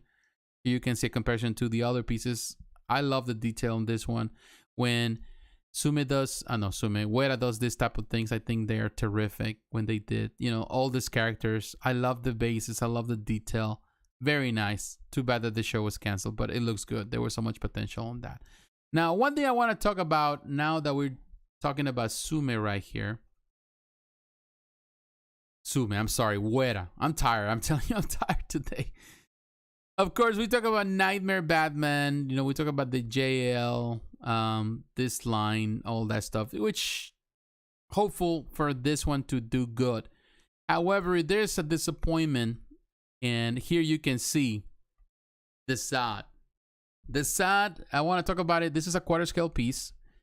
This was canceled. It's still on the website, thankfully, so I can show it to you. But this was ultimately canceled. They're not going to produce it. They simply, it's not making money for them. So they couldn't have as many pre-orders, which is really sad for some reason. It's sad. The other version now will be the one that is produced by Prime1. I love the quarter scale here. But unfortunately, it's not going to fly with them because, I think part of it is because, not because people were not pre-ordering this. I think it's because the reception was Superman. It was poor. And we talk about it in the channel, talk about it several times about what I thought about Superman. So all of that has hurt their reputation. And because it has hurt their reputation, at least people are unwilling right now to put money into the more obscure characters within the franchise, with this particular franchise, which is really disappointing. I think there was potential there for something better, for a much better piece, which it didn't happen, which is a shame. This was a Ryan Serrano's statue that he did. I think he did a fantastic job with this one, but ultimately it's gonna be, it's not going out the window. And to me, it's another thing. I will tell you that it's something that I wanted to talk about. And the reason why I wanted to bring this up here is that unfortunately this market is very unforgiving. If you don't really hit it out of the park from the start with something, you're going to encounter a lot of backlash, and you're gonna suffer the consequences of that, and your business is not gonna thrive. Over the last 20 years that I've been as a statue collector, I've seen many companies rise up with a lot of potential, a lot of promises, and ultimately those promises don't pan out because there's something, whether there is bad communication, whether there's bad products or QC, a lot of things that can go wrong. And if you don't really nail it at the first try, you are going to have a hard time surviving. That is the secret of XM Studios and Prime1 Studios' success. That is the secret also Iron Studios' success. They hit it right. They hit the ground running. They were, as soon as they were doing it. They were showcasing a lot of stuff. They were doing amazing stuff. The quality control was there. Everything was good. So that really opened the door for collectors' confidence. People were confident about it. Now, when talking about Weta is a company that has been in business for a very, very long time. It's a company that has a proven record of quality and great products. They've been trying to get into the quarter scale route. They start doing it of course with the Tomb Raider collection. They've been doing that with the Justice League by Zack Snyder. But with Superman being the first release, they needed that Superman to be at the top. They needed to be at the best quality possible to compete with other quarter scale pieces. Ultimately, not everyone has received it. Some people are happy, but ultimately the reception has been lackluster. Most of the reception has been poor, and hopefully it can change, but that really hurts their reputation and the desire for people to invest money into a line because they're afraid what's next. Of course, Batman is there. Batman looks amazing, and hopefully Batman comes out perfect. But DeSaad is definitely a character that people will say, well, I don't care much about DeSaad. I care about the main characters. So unless you produce something amazing with Superman and Batman, which they didn't do with Superman, then people are willing to go with the obscure characters, the characters around the other characters. the antagonist and all of that. But the expectation is still there. Of course, you also have Darkseid waiting. Joker's also there on the list. Hopefully they still survive. Some people wanted to survive, but I wasn't impressed with the Joker either, at least from the design standpoint. Who knows how it's going to be in the end? If they're gonna continue cutting some of this, who knows? We'll see. But definitely this, like I said, if you don't do things right from the beginning, whether it's starting as a company or starting a line within the company, things are going to go south very, very quick. Because right now, as everything is going so fast and companies are throwing money at this and collectors are, they have so many options to choose from, they're going to go, right, particularly with these prices that we have now, they're going to put the money where they feel that there's more value. And if there's no value in what you're offering, then definitely people are not going to invest on it, and it's going to die out. It's going to die out sooner than you think. So that's how it is. All right, so that was my little output on that a little bit, just to give you how I feel about this cancellations and things that happen. It happen all the time. Every company goes through cancellations. Every company that I can think of has had a cancellation, from XM Studios, Prime1 Studio, Sideshow Collectibles, Kotobukiya. All the companies have cancellations. It's just the way it is. It's part of the business. You have to deal with it. All right, sir. So, guys, let's move on. Let's move on now. And I want to talk about, let's go to Sideshow Collectibles, because I want to talk about the newest piece that they released. I talked about it last week. We have the first showcase, I would say, or some through a different website, which was interesting. But and this is this Batman and Catwoman piece that is sculpted by Maria Panfilova, and we're gonna look at it in a moment. I'm looking for it right now, but I want to say to all of you guys, thank you for who are watching. People are a little quiet today, but I still, I want to say thank you very much for taking the time, whatever you're doing. I truly appreciate it. So right here, I find it. All right, guys, let me drink this a little bit. Coconut water. That's what I'm drinking. This is a different bottle that I had before. It's different. It's sweeter though. But I like it has a little pulp in it. I love coconut. As a kid, I drink a lot of it. Where I grew up in Mexico as a kid, there's a lot of it. It grows like all over coconuts grow. People drink coconut all the time. Water, so I'm used to it. And this is good for whoever has any type of like stomachal problems like I do. I think I'm coming to realize that I have a problem with gluten, and I think that's what's causing most of my problems. But I'm still working through all of it, and that's why I'm changing my diet and doing other things to change that. All right, let's talk about this. Let's talk about less about me, more about this. Batman and Catwoman.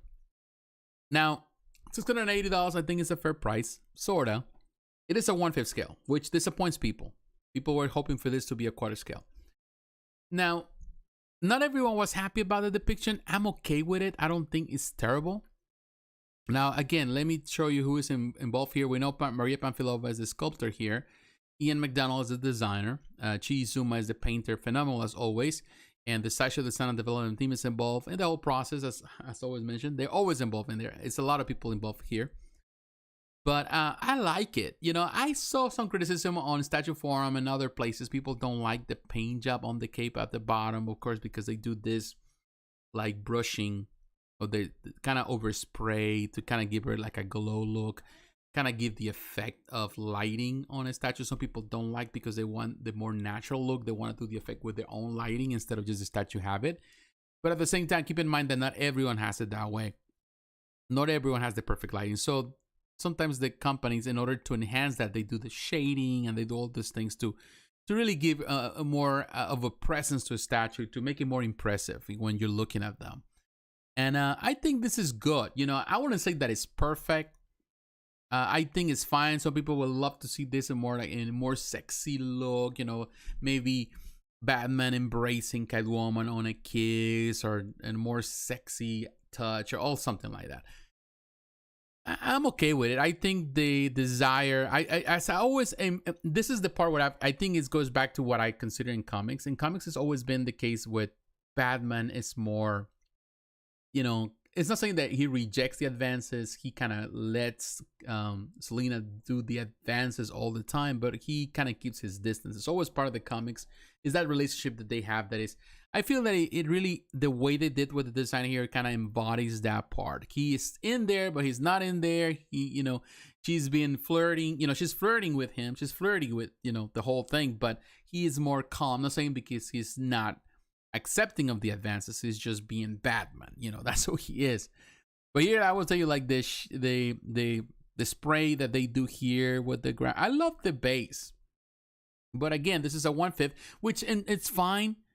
At the same time, I will tell you one thing. The reason why, this is why I believe, the reason why they presented this through a website outside of the normal channels that they did is because this is more of a piece, not necessarily for the collector or the statues that already have something of Batman, because if you're already a statue collector, been doing this for a while, you already have, hey, you know, you already have that. Look at here how he's grabbing her hips. So yeah, that is kind of sexy for sure. Now you can see that. But what I'm saying is this. Now, before I lose my train of thought, I already lost my train of thought. But going back to it, going back to the train of thought, what it was, I just lost it. You know, for a second I lost it. Man, I'm tired. Oh, going back to what I was saying about the collector part. The fact that they are, you know, if you're being a collector, you're a quarter scale collector. If you're a collector of DC stuff, you already have a Batman. You already have a Catwoman. So this piece is necessarily for them because there's plenty of options to go around. And they're going to continue selling Batman. They needed something that is different, primarily for people that are not necessarily a big collector. So they want something for the first time. The casual collector, the person that loves this stuff.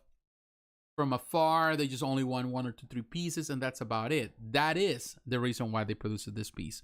And the reason why they didn't present it in a normal place, they don't go to Facebook or YouTube, or they don't go to the forums.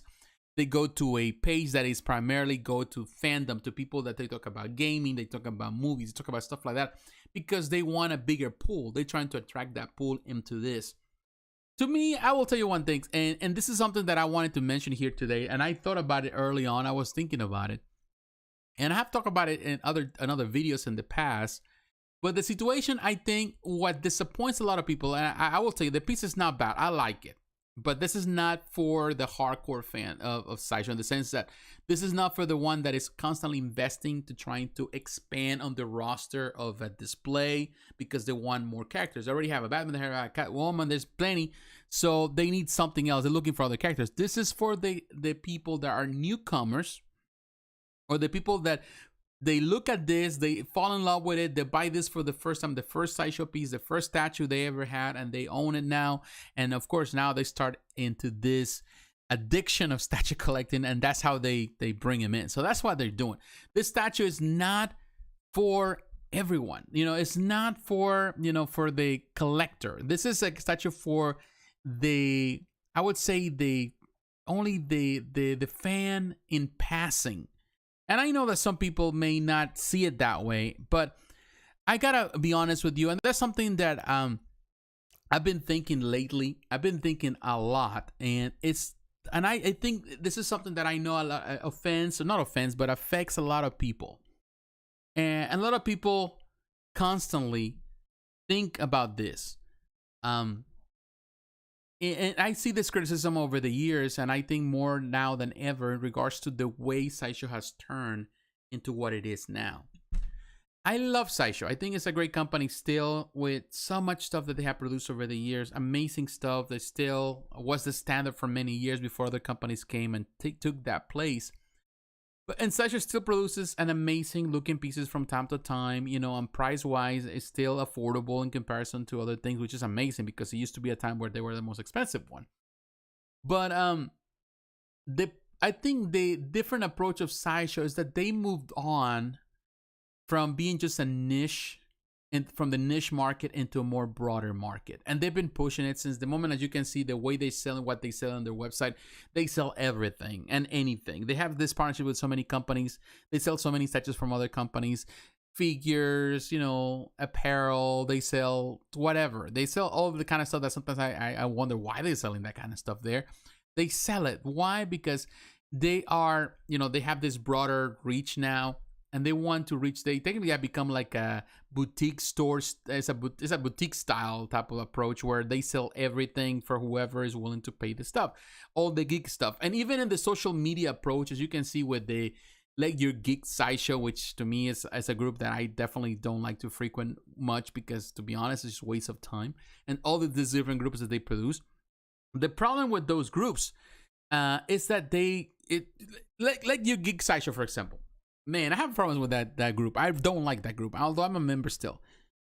What I don't like about the group, and I'm not trying to this way, is because a lot of the people there are not even statue collectors. And when you say something that you realize they're not a statue collectors, they're not talking about statues, they're not even own a sideshow piece, they don't even figure collectors. They just like to be there because they like fandom stuff. And in some ways, it's a place people hang around, and they just and they like to have this pool because ultimately the potential for them to become clients is there. So they see from the perspective of, let's bring them all in and let's showcase stuff that they might buy. Let's throw stuff at them that they might like. They buy, then all of a sudden we have a new customer. That's how they see it. Now you have other companies, and the one thing that I noticed with Prime1, and I'm gonna carry the train with the Prime1, go straight to it, talk about this.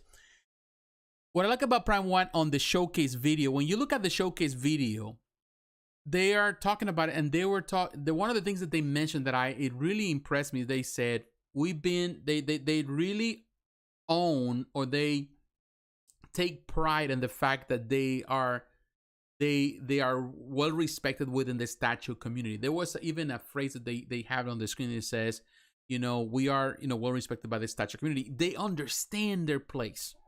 They understand that they have a niche market. They don't want to change that, although they're already doing some stuff like they doing the vinyl stuff because they're going into a wider market on that end. But they still understand that the reason why people came to them in the first place is because of statues. Companies like XM Studios, they recognize that. They only cater to a particular group, the people that buy from them. So they are always mindset is what to give to their fan base, the ones that are sustaining them. What is it that they want? What is it that they need? That's why some companies have polls. They ask, what do you want? And what they do is that they provide what you want because they're catering to you. Sideshow doesn't do that anymore. That's the reason why Sideshow has multiple Batmans, multiple Harley Quinns, multiple Catwomans, multiple versions of the same thing, Jokers, because it pays to them to do it. And they can keep doing that, and people will say, and sometimes we say it's because they need to fund the other things. The thing is they're making enough money by distributing for other companies. They just want it that way. And in some ways, it's kind of disappointing because I still remember when Sideshow was so close as a niche, when it was easier there was not even Facebook groups before that. The only place to interact with the people from Sideshow was going to the forums, the statue forums, Sideshow freaks, and you can talk to them and then talk about things. They ask questions. What is that you want made? And people were pointing out this and that. You were able to direct with them. Now it's a total different thing. So it's a business that is run by millennials who are only concerned about doing the cool little stuff, or the cool stuff that most statue collectors my age or people that have been doing this for a while don't care about. So the thing is this, you know, and maybe I'm going in circles with this, but what I'm saying is that in some ways, I like what Sideshow does. I totally understand what they do. And it's a business at the end of the day. They have to put money on the table. You know, they have to bring food on the table. They have to do all the things they need to do. At the same time, I feel like I miss the old Sideshow. I don't miss some of the bad things from the old Sideshow, but I do miss some of the good things from the Sideshow, where I felt that they understood their place as a statue maker, and they were catering to that audience, something that they haven't done. And yes, they produce a lot of stuff, and once in a while they produce something cool and amazing. But other times it's just more of the same repeat. And it's more about just a way to attract a new audience rather than keep that audience that has been faithful to them closer to them. Or even bring back some of the older some of the older collectors that have moved to other companies because they felt alienated. They felt that they were rejected in the end by the company. So I think that's the case. You know, I don't know what you think about that, but definitely that's something that to me, I had thought about it for quite some time. So I wanted to just to throw it at you just as a point of reference. Any case, let's move on. And I want to go to Spec Fiction. You know, like we keep going. I want to say to all of you, thank you very much for listening. Those who are watching this, thank you for taking time. I want to come to Spec Fiction because I want to talk about all the things that Spec Fiction has been doing, man. Spec Fiction is always amazing. It amazes me what Spec Fiction does. And let me change this here on the screen. But again, thank you very much for taking time. All right, here on Spec Fiction, we have all these pieces. Of course, they have the Iron Studio stuff. Now they have all these new things that they're releasing, and I want to talk about. I want to try to talk about as much as I can. I want to talk about this one right here. This one, Ghostblade Julia premium statue. This is an amazing looking piece. This is in Studio. Iron Studio. It's based in they have done amazing. Primarily, Iron Studio is based in Beijing in China, and they don't really do licenses, but they do very unique stylized pieces that are really amazing, more like concepts from the artist. And here you have one, and they're just very, very, very unique. Now, this is a quarter scale piece. This is a very expensive statue. Look at that. $3,800 plus shipping. So it's going to be over $4,000. People say, why so much, you know, for something like this? It's because everything that is included. Let me see when the details we can see the dimensions here. I think this has all sort of materials, you know, like, you know, from silicone perhaps and some other thing or, you know, resin. And this character is playing this harp or this kind of like a piano harp or whatever. Look at the scale of this. This is a quarter scale. This is a huge piece. And there's a reason why this is more like a designer style thing that, you know, you display very uniquely. It's just very unique. And it's a piece of art. And when I look at this one, I was impressed. Look at that clear resin of the materials they use on this harp. The whole harp itself, it's a piece of art. Look at the back of this statue. Again, quarter scale. This is not a 1/6 scale. This is a quarter scale statue. And when I look at it, I was like, man, this is impressive. And I'm thinking the price, I don't think it's too much. But when I look at it and I realize, you know, what it entails or what he has, this is a very unique style. I don't know how many are being produced. I imagine there's going to be very little. But it's so impressive. This is just for the ultra rich. You know, the ones that have the money to buy something that is collectible and is very unique in style that is hard to find anywhere else. It's just an amazing looking piece. And I'm impressed by it. Look at the detail. And let me show you. Let me go to Facebook. Let me give you an idea. Hopefully we can get there. So Iron Studio. All right, this is the page of Iron Studio. And here you can see all the stuff that they have produced. Very stylized concepts like the Space Coffee. All of these things, that was in 2000. No, every time this artist, and I think this is a studio, the artist is one artist that does all of this. Every time he does something, it does some very unique, very weird, but at the same time, very amazing, very unique, very different than anything else you can think of. These are impressive pieces, you know, impressive pieces. So that's what I'm saying, you know, like when I look at this thing, you know, I gotta be honest with you, it amazes me to see companies doing what they do. And I wish we can get to see more of that.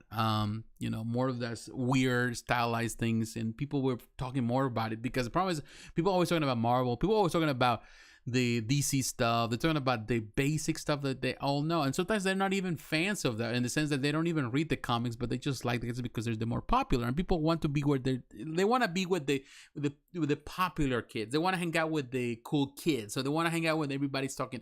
But at the same time, to me, I love the art, and I want to talk about all these things, and that's the reason why I hear and you see that I talk about so many different things, because to me, all of this is just amazing what artists can come up with.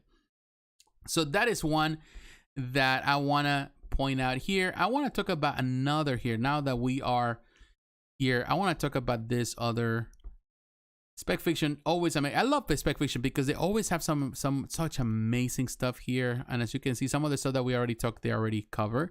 Now, this is something new that I didn't see. This Rampage City Studio. This is Hyaki Yako. I don't even know what is this about, or this is, what scale is this? But this is another very, oh, it has a light of feature. That's a very interesting looking concept. I don't even know if this is just based on an anime. I don't think it is. This is one of the things that, like, I love. Spec Fiction is just carrying so much stuff. Polystone. They're carrying so much stuff that is amazing and a very, very, very unique. So here you can see another company. This is another company, Asuri C Studio. Asuri C Studio had the Uchiha Madara. This is a Naruto. This is on black and white. This is a quarter scale, 769. This is not a cheap one. But this company is another Asuri C that I really, is always impressive. They do a lot of the Naruto stuff. They do a lot of amazing stuff as well. Look at that. Very impressive. Very cool. Quarter scale looking very, very impressive. So this is a very, and it of course has interchangeable parts and some, you know, this is really cool. It does have a light of feature, it seems. I think it does. Yeah, it does have a light of feature, as you can see, which makes it even more impressive. But to give you an idea of this company, Asuri C Studio, they've been doing amazing stuff. They do a lot of the Transformer stuff, amazing Transformer stuff.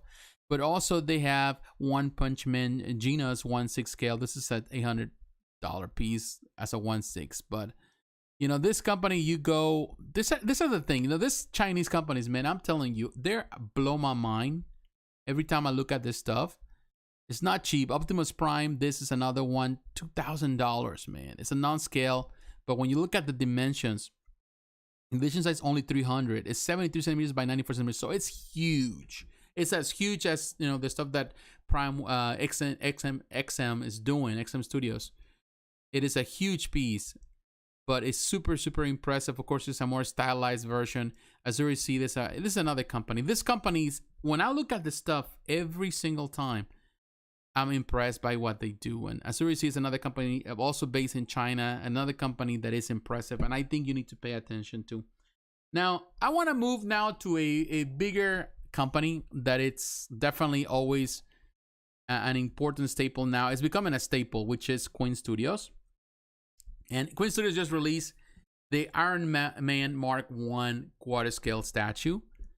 And I'm telling you, I'm impressed with this one. The only one that I remember, might be wrong, of course, you know, you have the Iron Man Mark 1.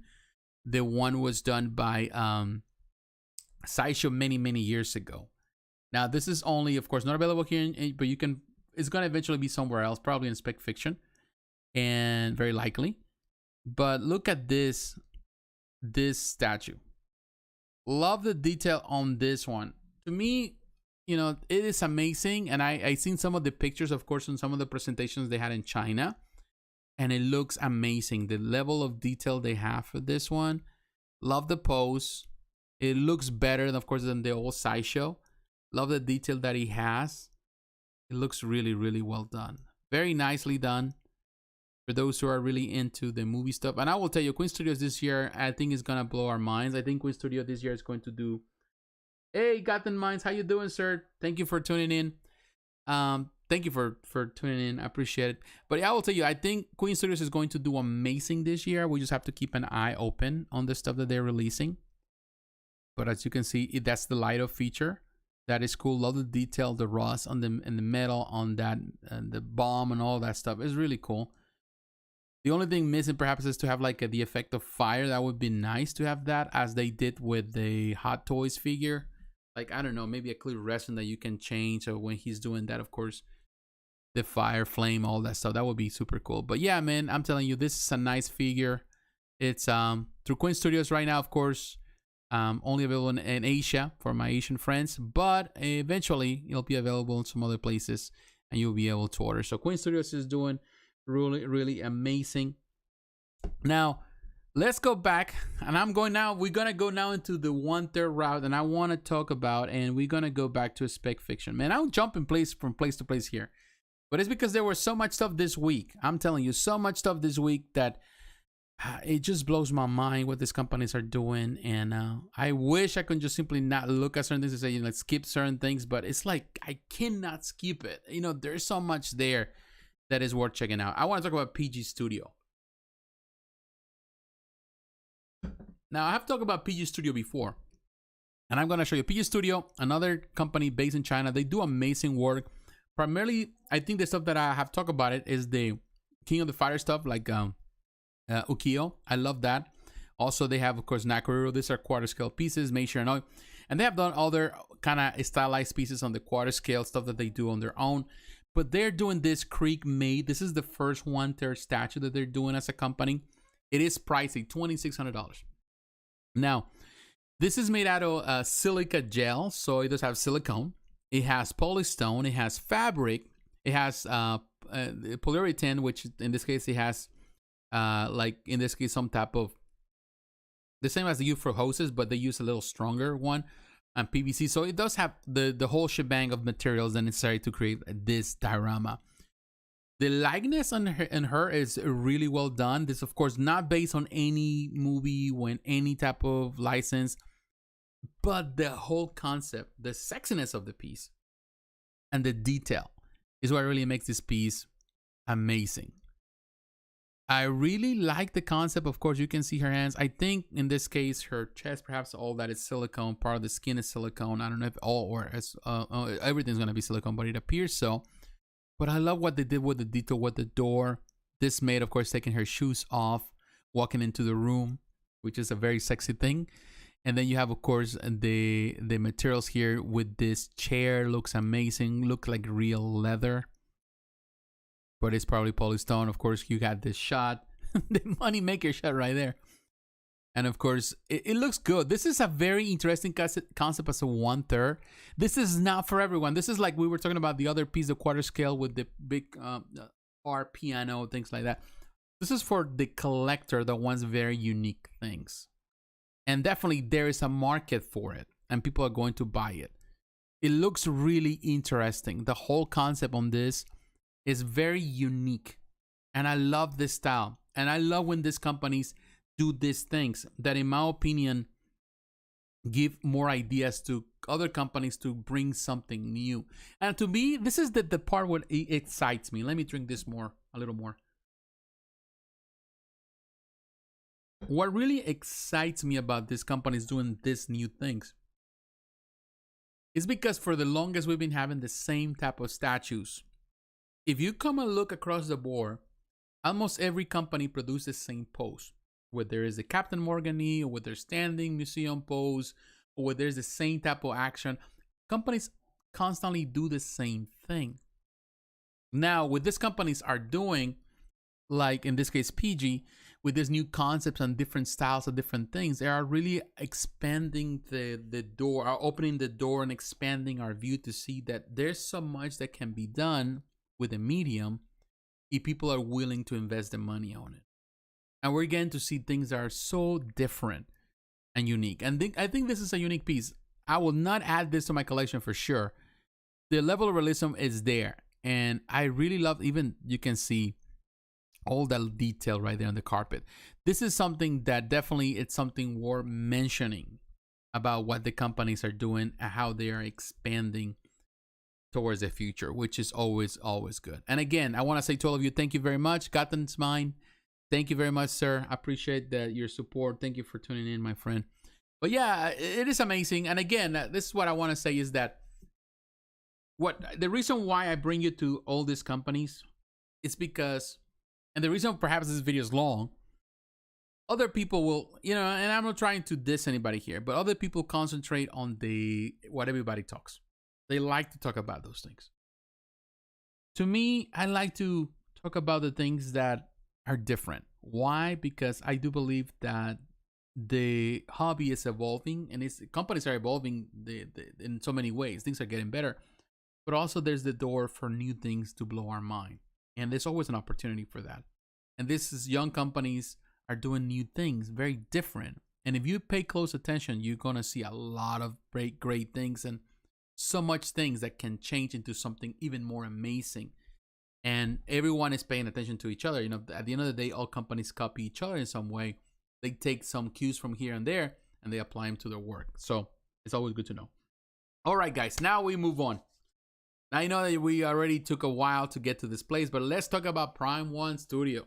Prime1 Studio. First and foremost, before we get into, somebody asked you, and that was my friend. I'm sorry, I don't speak Russian there, so my apologies. I think it's Russian, but I don't know how to pronounce that name. But in any case, my friend, I can tell you one thing. What was my favorite thing with Prime1 Studio presentation? What I think about the Prime1 Studio presentation? Well, the Prime1 Studio presentation was amazing. Plain and simple. It was really, what can I say? I have no complaints. I think everything they showcased was good. I read some people complaining about it, saying that they were not impressed, that even people posting on Facebook, which is hilarious to me.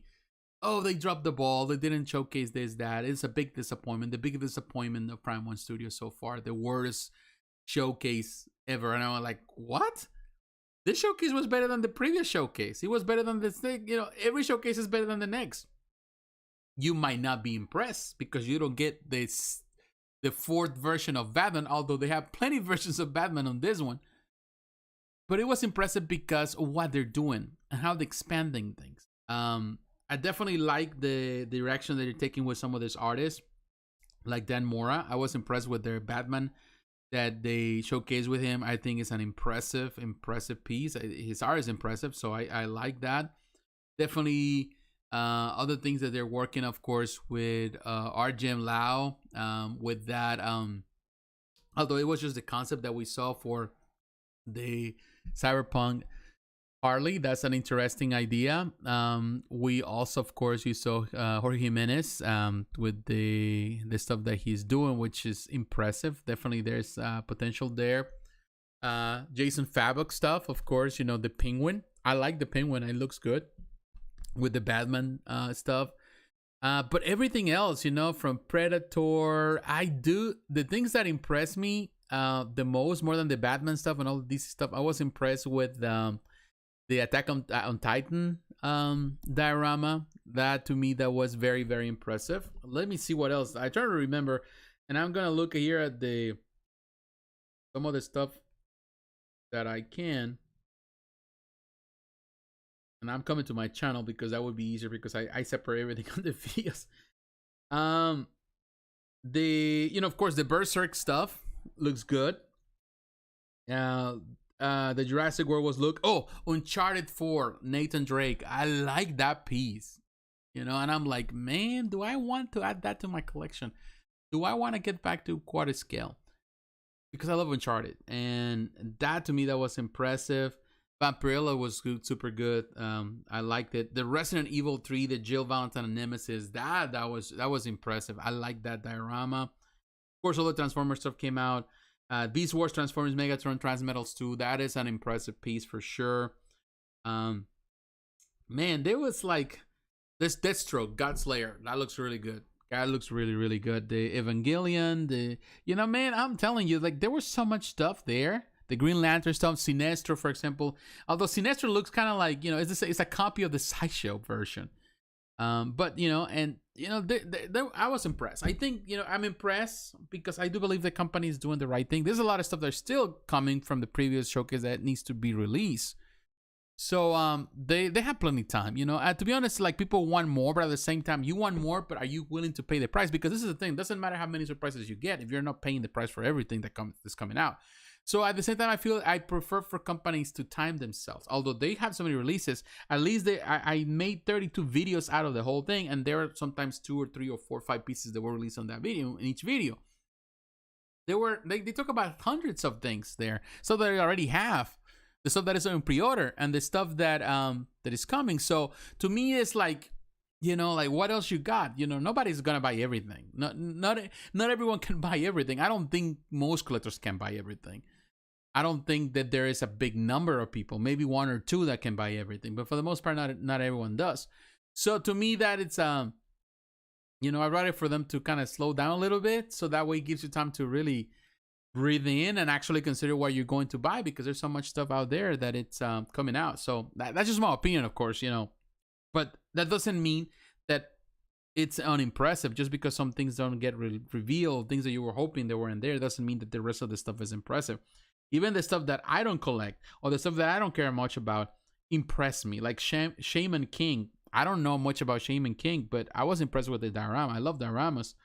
There were some things there that definitely were super interesting. The Godzilla, that is huge, man. That Godzilla is gonna be super expensive, and I know people are gonna cry, and they're gonna just jump, and they're gonna, you know, create some type of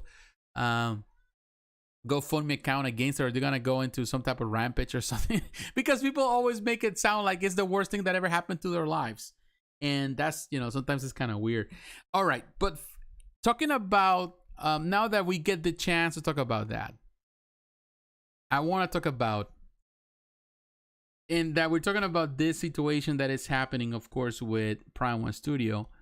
I want to talk about the biggest controversy this week, that it was caused, of the biggest thing, that it was kind of funny, because at the end of the day, you know, to be honest, I understand people's frustration. I understand people feel disappointed, and it's the way people handle their disappointment that gets on me a little bit. I feel that sometimes people don't know how to handle disappointment the right way, and what they do really affects the way we perceive that. So for that reason, I'm gonna come here to Facebook. I want to come here to the Prime1 Studio. You know, we're gonna jump all of this, because I want to come to this one. I want to go to the actual pictures of this one right here, the Final Fantasy. Tara Bradford riding proudly atop of the video game iconics Magitech armor. That's what it says right there. You know, I will tell you, I'm not necessarily a big Square Enix fan or a big Final Fantasy fan. I never really got so much. I do own a lot of Final Fantasy games. Some of them I have never even touched.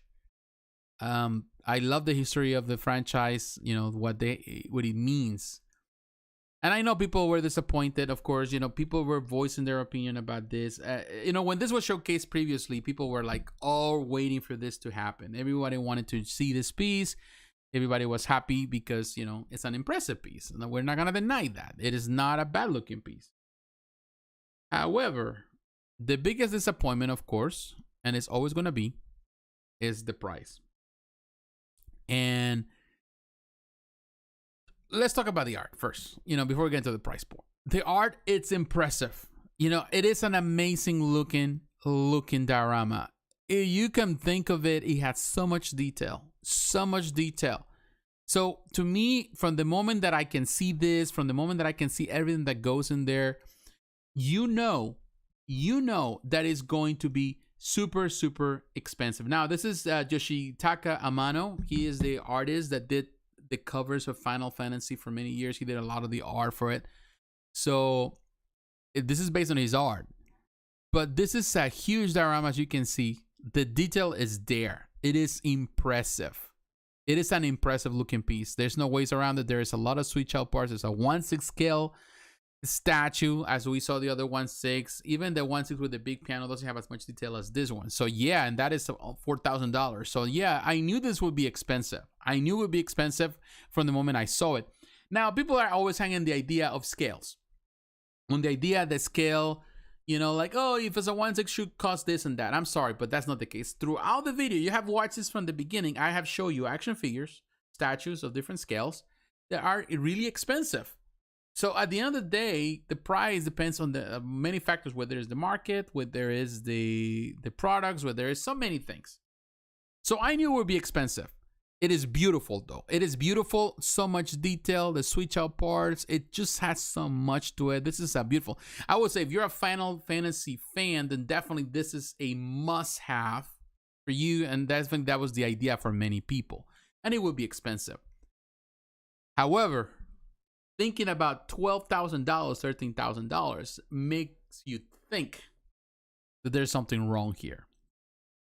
And it's easier to go on that idea that the company is trying to rob you. That's what they're saying in social media, because this has become such a news that even websites that normally don't talk about collectibles, they start talking about it because it became news, because there's a big fan base out there of Final Fantasy. There was a lot of people looking for it, and a lot of Square Enix fans, and they were hoping, this is the thing, people were thinking that this would be priced as a vinyl piece when it's not. You know, they're trying to say, and I went to Square Enix, and some posts in Square Enix, people were talking about people that are only accustomed to buy the $50, $60 pieces, you know, like vinyl pieces. They're thinking that this would be like $300. And I'm sorry, you're not in the statue game. You don't know the statues. The statues, this is going to be expensive, and it was expensive. However, in my mind, it was too expensive. But to be honest, I was thinking from the moment I saw it that this would be around the $7,000 to $8,000 mark. That's what I thought. And that's expensive. But I was thinking, based on what they have done, this could be between $5,000 to $8,000 the most with everything, the shipping and all. Now, $13,000, that's $5,000 above what I thought. And is it worth it though? That's the point. Now, I will tell you, beauty is in the eye of the beholder. That's something that I have always said, and I will continue saying here. I always say that. Beauty is in the eye of the beholder. In the collectibles market, this is a collector's market. There are things that are rare. And there are things that are completely for one particular group. Yeah, people don't want to hear that. And they're going to label me. Because this is the funny thing. I've seen some people that I'm not going to name here, even friends of mine that I'm not going to name here, that were going on social media and say, oh, the YouTubers are always trying to make apologies for this and that, and the YouTubers doing this and doing that because they want to get freebies. I'm sorry, I don't get freebies. So, you know, he wasn't referring about me, but I know some people refer about others. But the truth of the matter is that as a YouTuber for 10 years now, yeah, I'm more expensive than an actual life-size statue. I've been doing this for 10 years now. Well, not 10 years. Well, in YouTube, I've been a statue collector for 20 years. YouTuber for almost 10 years. I'm gonna be 10 years this year doing videos. I've never gotten anything free from another statue for a company. One time I got something to review from a company years ago, Gentle Giant, and I returned it, and it was through a statue form that I review. So I got it, returned it back because, they told me you can keep it. I said, I don't want to keep anything from you because, that's not me. That's not who I am. So I returned it. I've never gotten anything for free from any company. So my opinion here is not to be on good side with any company. I'm not here to please their companies, but also I'm not here to please the collectors and particularly the haters of the companies. I'm here to simply express my opinion. That's what I'm doing. It is a ridiculous price. It is expensive. I'm not saying that it's not. At the same time, one thing that came to my mind, and maybe I'm just being a straw man here, and I've always been, if you know me well, you know. I was thinking, there are things that are not made for everyone. And unfortunately, whether I like it or not, you can be a fan of something and still not afford it. Like, for example, I'm going to use this example. I'm a fan of Ferraris. I'm a fan of Lamborghinis. Lamborghinis. I love the style. I love the cool look. I love the cars. I love that. But I will never be able to afford one. Well, that's what I think. Particularly the way that I spend my money into collectibles. Believe me, I will never be able to save enough money to buy me a Lambo. I will never. And to be honest with you, I'm okay with that. I don't need a Lambo. I love the Lambo. I love the design. I love Ferraris. But can I afford them? No. Matter of fact, I love watches. Something that I used to collect a lot back in the day. I don't collect more watches, but I used to collect watches. But they are watches that are $50,000. And when you look at the watch, you're like, for what? It's so tiny. Why custom? Because it's made pretty much to order. Now, with this, there's an edition size. I think it's going to be like 600 or something like that. I still think it's a huge number for $12,000. I think they want to make bank, and they're making bank if they sell it. I still think it's too crazy. At the same time, I feel that we have to keep in mind that there are products that are made for a niche market, a very niche within a niche market. This was not created for everyone or every Final Fantasy fan, which is sad, but that was the purpose. If it was made for everyone, they would have made this even smaller. It will be at 110, or it will be like a vinyl piece, something like that. Then everyone can buy it. but unfortunately it wasn't meant, and it is a lot of stuff in it. It's expensive. Now, I'm not trying to justify the decision that here. I don't know who is to blame, whether it's Prime1 Studio, whether it's Square Enix, which ultimately there's to have this partnership, that even the creator of Final Fantasy, which is Hinohuru Sakaguchi. No, it's Hironobu. I'm sorry, I mispronounced it. It's Hironobu Sakaguchi. He even posted his criticism. He posted his criticism on Twitter. It says, he said to in this case, when he saw that the post that the Square Enix was saying, he said, like, are you okay, Square Enix? He's the one that created Final Fantasy. And it says, like, I think you went too high with the price. Now, this is going to be a divisive subject. It is a divisive subject.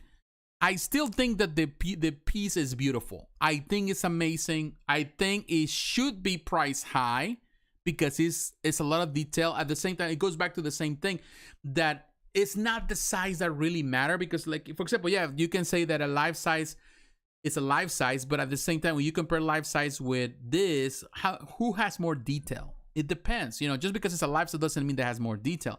This one has so much detail that it's been encompassed into something smaller. And a 1/6, and the level of detail that he has all over the place, it makes it more complicated even to produce, because you gotta produce. This is the part on a life-size bust, and I'm gonna give you an idea on the production part. On the life-size statue, let's say an Iron Man statue, you have to create just the face. You have to sculpt, and you have to on a printer, or they print this, and of course they scan on the printer, and they build it on a printer, and of course that becomes the prototype. And of course, when they have to do the casting, they send that and they cast that. They're gonna cast one single part, which is the face, the head, the trunk of the body, the arms, and the legs. So there's definitely 5 parts that pretty much have to be put together. That's how they cast them. Now, with something so small, with so much detail like this, there's so many little parts that need to be cast separately. You have to print the figure. It has switch outs because it has different switch outs. They have to print different figures. They have to print the robot here, the machine. They have to print different parts because everything has to be assembled. So they have to print hundreds of different pieces, more than just the basic 5 parts of a body. So that's why it's more costly in the manufacturing process, because you go to the factory and the factory is going to say, well, because we have to produce more and more detail, there's so many little things that can break, there's so many things that need to be put together, it's going to take more manpower, it's going to take more materials to produce all these things into this little detail and the whole detail here. So that's why the price is higher in these pieces than it is on a regular life-size statue. Now, when I'm saying this, I'm not saying because I'm trying to dissuade people to think that this is expensive, because I still think it's expensive too. I think it's expensive. I wasn't expecting that much. I was expecting a lot of money for it, but I wasn't expecting $12,000, $13,000. And I think that's what the failure comes, the expectation. Ultimately, it goes back to the expectation part. What do we think should be priced for this? And here you can see, I think it's beautiful. I think it's beautiful. It's going to sell? I don't know. This is a question that I cannot simply answer. I don't think people know the answer. Let me go read some of the comments here. Definitely not for the everyday working class collector. Something special going on here. It is something special. This is the part, and I'm not trying to. I know everyone has. It's very divisive. I know, because I've seen so many people very upset. I'm not, because first of all, I'm not a Final Fantasy fan. I wasn't hoping for this to be wasn't for me in the first place. It's not for me. I think people were hoping for this for their own collection for a while. But at the same time, I think people were hoping for a lot less, in the sense that they were I think we all hope for the lesser thing. And I do too. I do for every statue that I purchase. I always hope for the prices to be on the low side. Like, for example, right now, I'm hoping for the Twitterhead, He-Man, and the Battle Cat to be on a cheaper side, but I'm already anticipating to be expensive as a 1/6 because of Battle Cat. And I understand the world, the many ways I understand that there are a lot of things that are the company's control. And in some ways, I would say that is the reason why people have to price certain things in order to be ahead, to be profitable.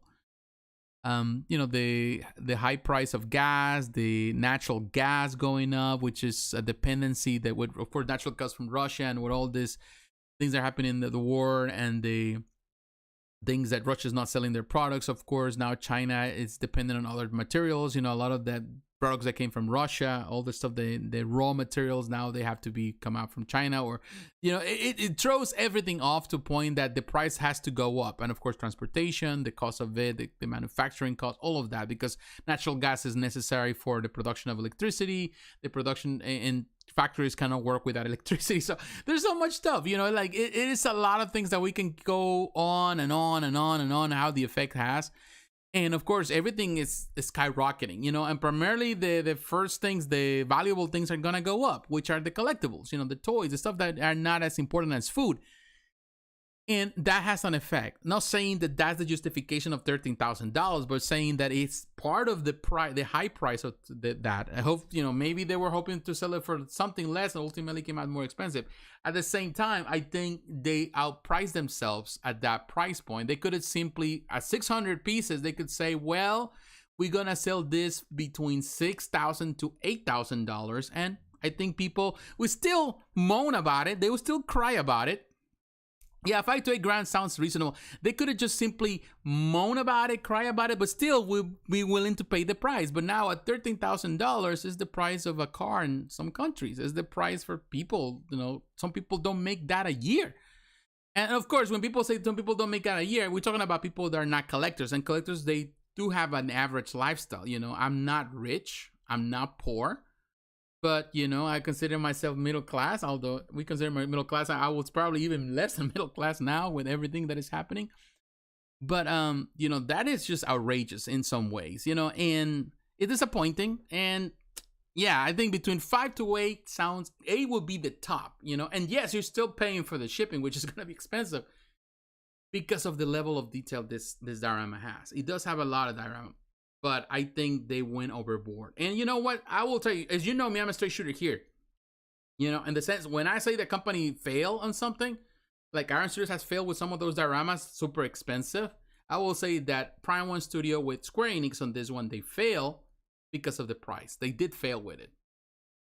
This guy here, are we talking about the Prime1 Studio? Yes, we're talking about that hero. We're talking about the Final Fantasy statue.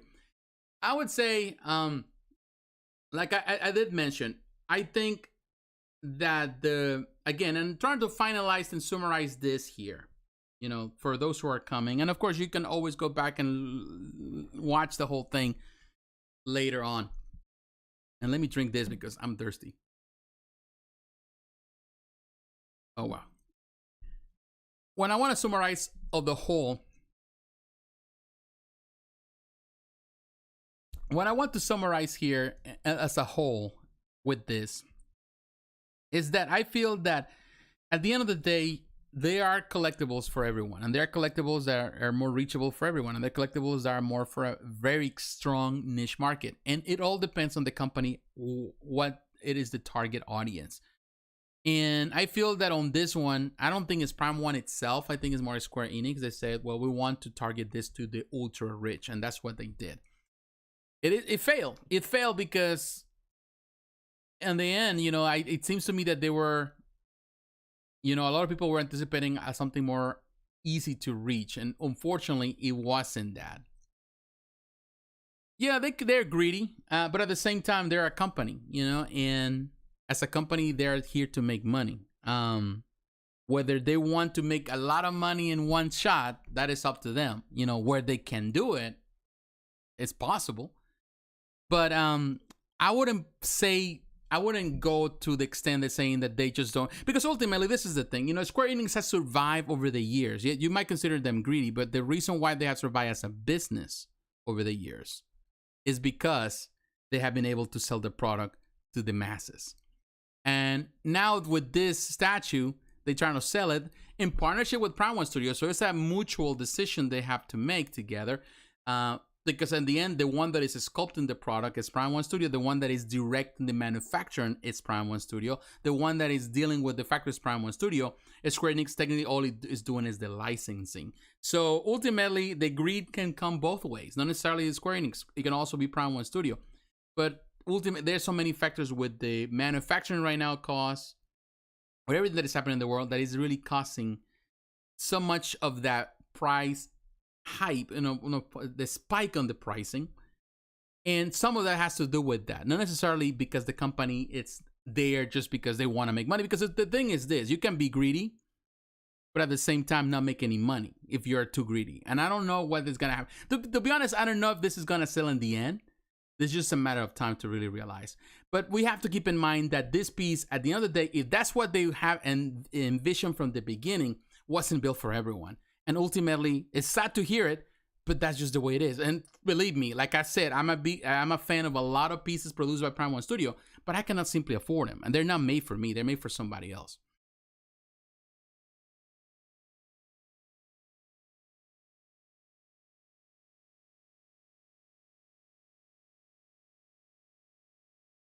Well, not necessarily, not Square Enix, because Square Enix is selling it, but Prime1 Studio is the one that is producing it. They sell it at their on their website, the same as they did with the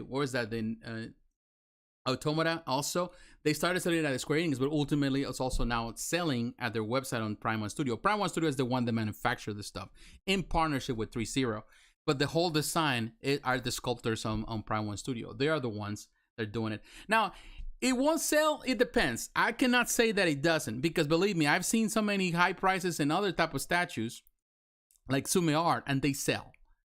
Would they still sell? It's just a matter of time. I'm not gonna speculate on that. I'm not gonna tell you yes or no. It's just a matter of time. We'll see when the time comes if it sells or not, or even if they reduce the edition size just to accommodate. I know that at least one piece is going to be there, which is the prototype. The prototype at least is the one that will survive, and that piece is going to be very expensive in the end. All right, let's move on. Now that we're here talking still with Prime1 Studio, I want to move on now to the next piece on the line, which is another release that they did this week, which is Saint Seiya Andromeda Shun. And for that, we're coming to the website. Let me come to the website.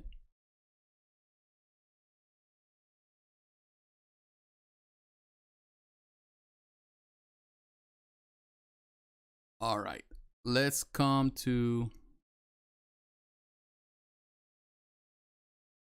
now to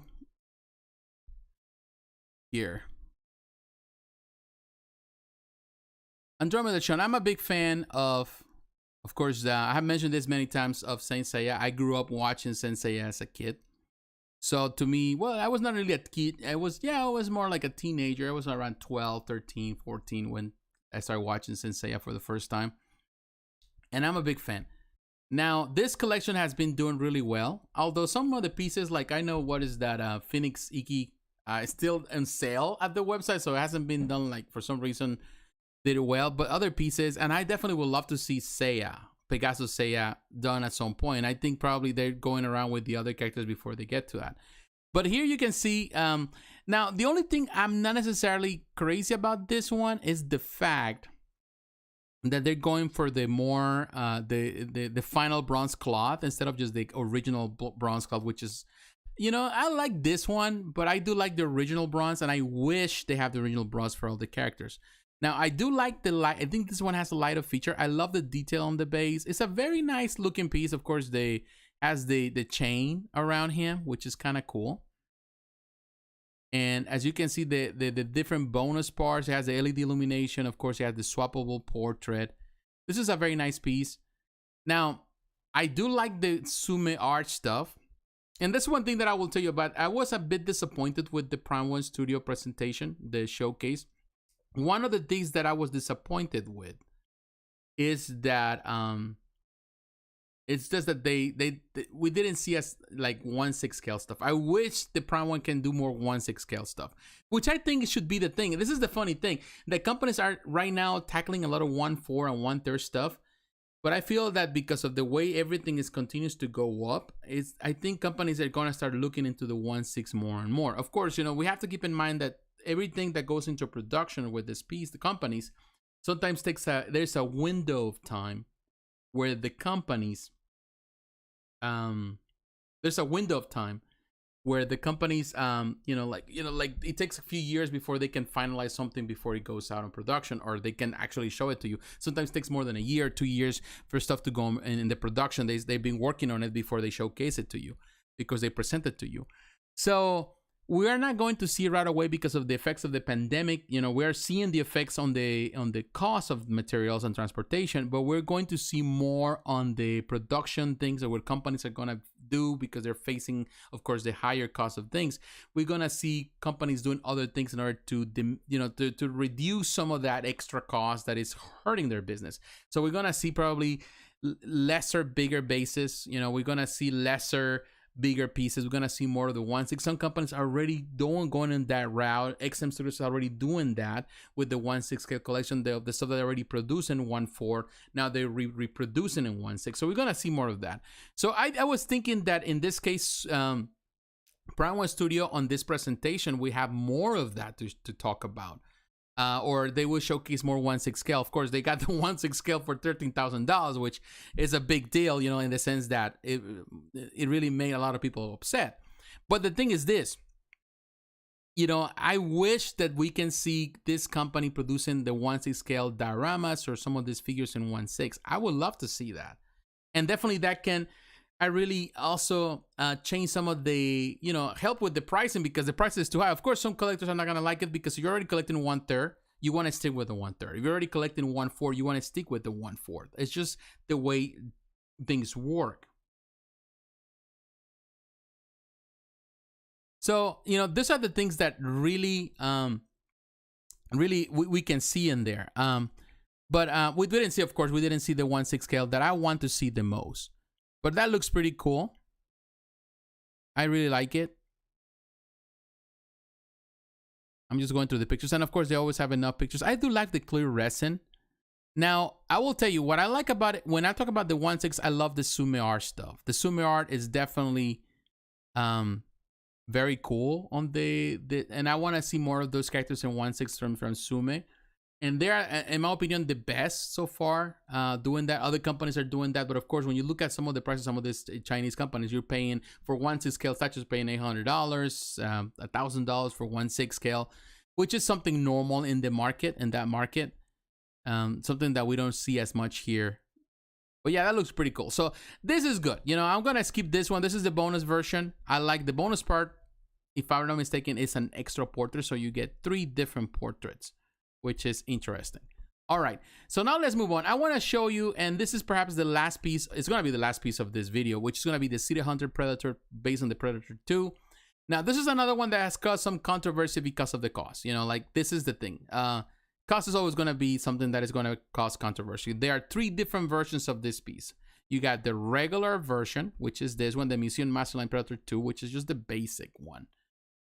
This one is priced at $27.99, which is, you know, it's close to the what is that? The other Predator, the Jungle Predator, which is the first one based on the film, on the first film. And then you have the deluxe bonus version. This is $27.99. So let's look at the deluxe. It comes with an extra portrait. Let me go there. It's a little slow right now with the internet. That one is, oh, didn't do it. That one is $3,500. So the difference would be $700 more for that particular version. And waiting on the internet to kick in.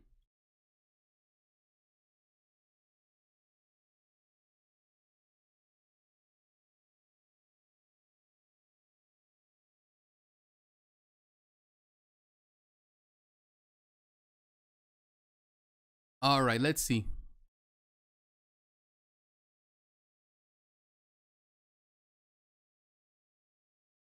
All right, the City Hunter Predator, the ultimate version is $5,600. And now people were complaining about it, and people are gonna cry no matter what, because there's always gonna be somebody that is going to complain about anything. Now, what we see on the City Hunter Predator here, on this piece, there's 202 photos. It's like, I was amazed because they always have like 100 photos, and for most things, but 202, that's a lot. And I'm impressed by it. And now people are complaining about the price. Again, people always gonna complain. And to be honest, I will tell you one thing. If it's not for you, it's not for you. Time to move on. If it's not something that you can afford, then no reason to cry over spilled milk. That's the way I see it. There are a lot of things that I want to have. Once the price is given, I was like, you know what? I'm good. I can move on. You know, at the end of the day, I've been doing this for 20 years. And as a collector, I have collected so many different things. So many different things. And one thing I've learned over the time, over the years, is that there's always going to be something better, or is there going to be something different? So going to need something that is reachable. So don't just simply lose sight of things, you know, by just getting concentrated on or being bitter about one thing. And I feel that the problem with a lot of people is they get bitter about a lot of things. Here you can see with the Seated Predator, yes, you gotta pay the $5,000 because all these extra things that come with it. It has more extras. It has all these things, the trophies. And to be honest with you, it's kind of cool if you want to have the ultimate thing with all the trophies. But at the same time, that means that that's a space waster. So if you don't have the space for that, then just go by the regular one, just the regular one, which has enough switch outs. And you don't have to have all these little trophies, which add up, you know, like they're like almost $2,000 more, $1,500 more. So don't go by that. It's cool. It's a cool concept. And I know the Ultimate Predator collector is going to go for it. And it looks amazing. No doubt about it. I still think the Jungle Predator is better. I still like it more. I think it's more iconic. But the second film is also popular. It was a very popular when it came out. I remember that. So it's still popular. And I like it, but I still think the Jungle Predator is better. It's still, Jungle Predator is also expensive. But here you can see on the Ultimate, all the swappable parts that comes with, it has the skull trophy. All this that goes around it, which again, it means more space. It has all the different switch out portraits. You know, you have the weapons, the hands, the additions, the bust line, the little bust for the different portraits. So it does have a lot of stuff. It is expensive for sure. The LED illumination, it's cool, man. I'm telling you, it's cool. But not for everyone. That is true. Look at this.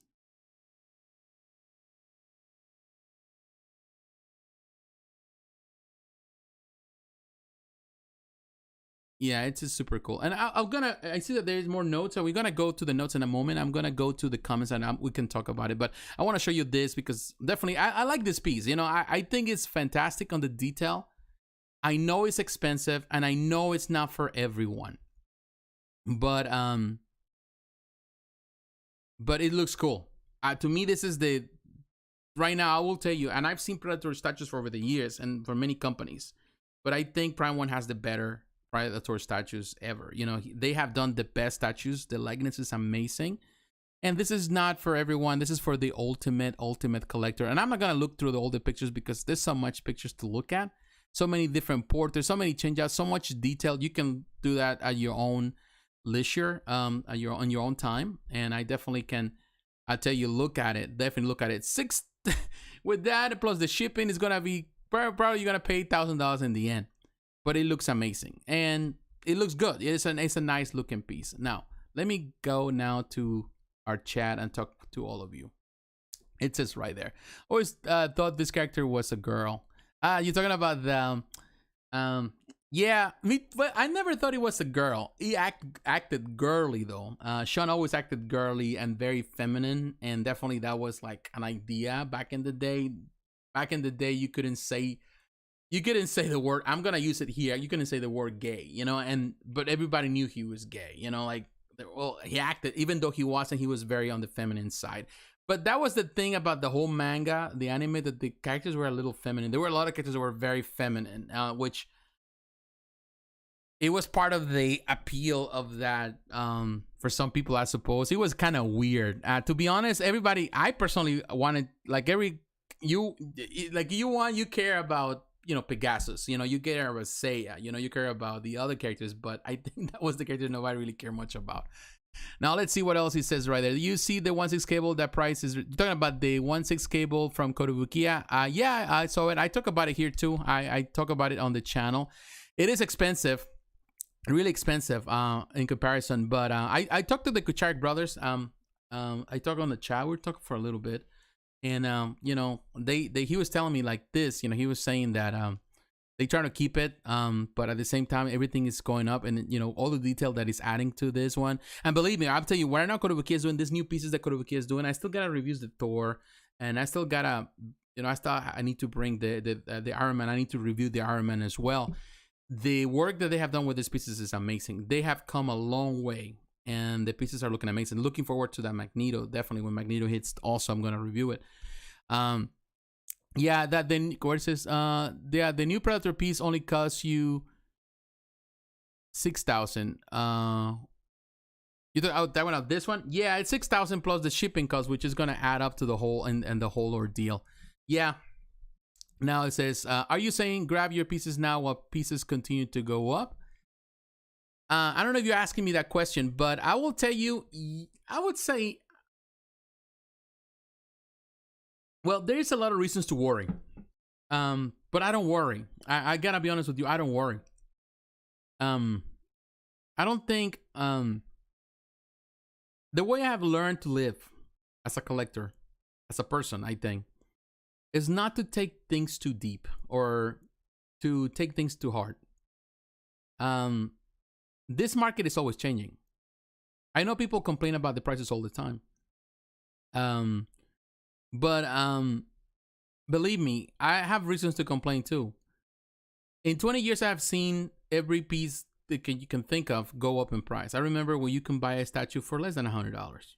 I remember when Sideshow pieces you can buy for $200. I remember with the quarter scale pieces from Sideshow, I bought a few for less than $200. I remember that.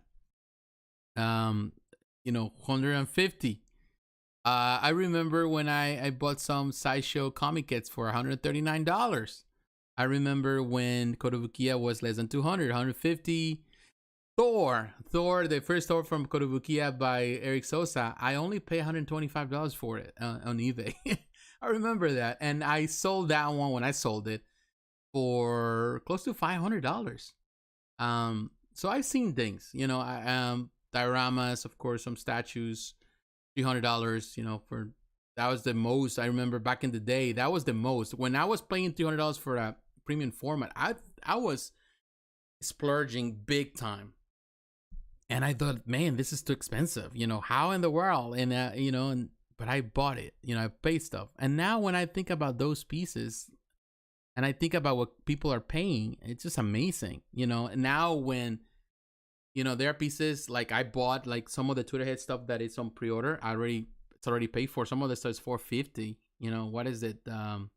Wonder Woman was almost $500. Wonder Woman was $500 in the end. So it's already paid for.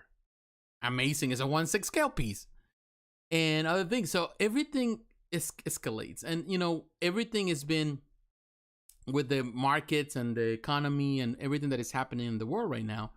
It's gonna continue to go up. It's gonna continue to go up because we don't know how things are gonna turn, particularly with the stuff that is happening, the conflict between Russia and Ukraine, and the way, of course, the sanctions towards Russia, the biggest producer of natural oil, not natural gas, and also big producer of oil in the world. All of those things are affected the market, and of course that really skyrockets the production, of course, the oil, the crude that is necessary for transportation, for manufacturing, for all those things, for the materials, for the polyresins, for all the plastics that we use. All of that, it goes up. Now it's a time where right now with the conflicts, I was listening to the radio this morning where the United States has a plan. They want to affirm certain things, and Europe has a plan to be more efficient in the need from Russia, you know, to use other materials or other oil from other parts of the world. But to produce all the stuff that the United States can also provide is going to take a few years to really get to that place. So I will tell you that in the next few years, we're going to see an increase based on that alone. Now, will that be permanent? Nothing is permanent, but I cannot really assure anyone of the future because I don't know the future. I don't know more than what I know today. So the thing is that all of those changes are really causing an effect, and you know, it's affecting us all. You know, and definitely it was even before the conflict in Russia with Russia and the Ukraine. Before them, there was already an increase in the cost of a lot of the manufacturing because of a lot of factors. So, and also our previous, you know, president, and as this conflict between China, he started this conflict with China, which hasn't really improved.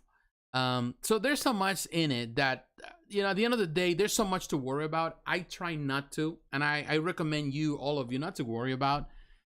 Just be careful how you spend your money. Be wise how you spend your money. Definitely, I will tell you, if you $12,000 is not a wise decision to make if you don't have it. If you don't have it, No, the ultra rich. Maybe maybe Elon Musk can buy all the pieces from Square Enix and and Prime1 Studio on all the Final Fantasy. Maybe, you know, he's paying $44 billion for Twitter. So I'm sure some people have the money. Believe me, 44 billions can go a long way to buy so many different statues. And if they can afford to buy that just for that reason, I'm sure there are people out there that can afford it, but not everyone, not the average collector. And that is the disappointing part. But at the same time, you know, don't take it to heart. Just concentrate on the stuff that it's out there, that is actually reachable, and just go for it. You know, I think that's important. Now, let me keep reading this. It isn't bad. OMG, 3 type of greedy. Brought to you by Prime1 Studio. See a price increase within the last couple of years. Yeah, it's been, and it continues to on. We're gonna see more and more. It isn't that we bitter, is that we support these companies by buying their early pieces and having them grow as a company, and they split in our face. This, I suppose you say, spit in our faces and say we're going to change the price regardless. I don't think they spit on your face. I think the companies have to make a decision. I don't think companies are there to, you know, to insult you. I don't think companies want to do that, because that's not how your business roll. That's not the way they have been able to grow as companies. Every company has hurdles to go through. I don't think the companies want to offend their, you know, and companies don't want it, particularly in this time and age, they don't want to offend.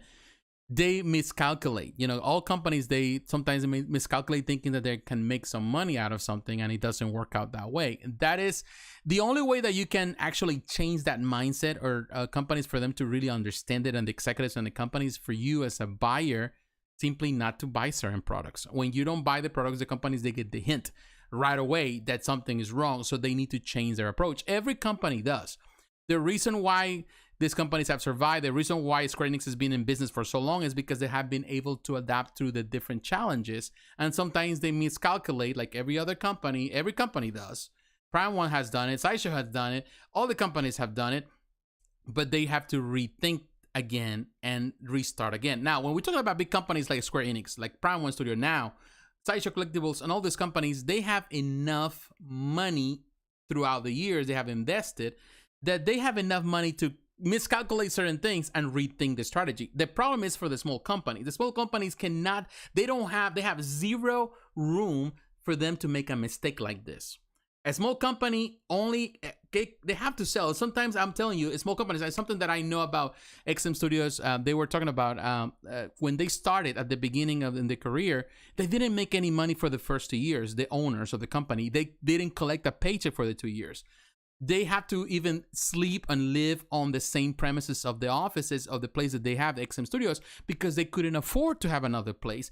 Everything was investment, so they couldn't miscalculate anything. Everything has to be poured towards the investment of the company, and they were pretty much gaining a little bit of money out of it. They were making small profits just to survive, just to keep the lights on, until the company started growing enough for them to start being able, for them to be able to collect a paycheck, and also for the company to invest more money into what it is now. Every company starts that way.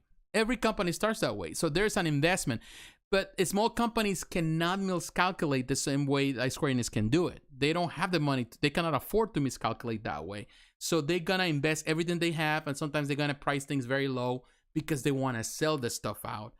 Believe me, like when some of you know, when I did we did a project with a friend of mine. We did a project with Sabertooth, which was a special project from our heart. They wanted to do that as a 1/6.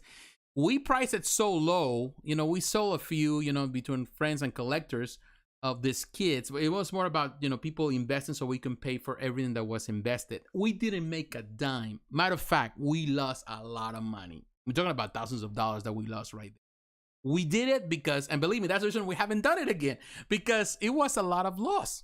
It was loss over loss. But it was because we understood that people didn't know us, and if they didn't know us, how can we produce something if we don't have enough? So, you know, we have lives, you know, we have things, so everything was investment. And I'm glad that I have a Sabertooth. The kid, it was produced, and people at the end we were at you know, dealing with the manufacturing side. Paying in China was expensive. You know, paying the artist was expensive. Paying the people doing this was expensive. Everything was expensive. Everything was we have to write a check for everything.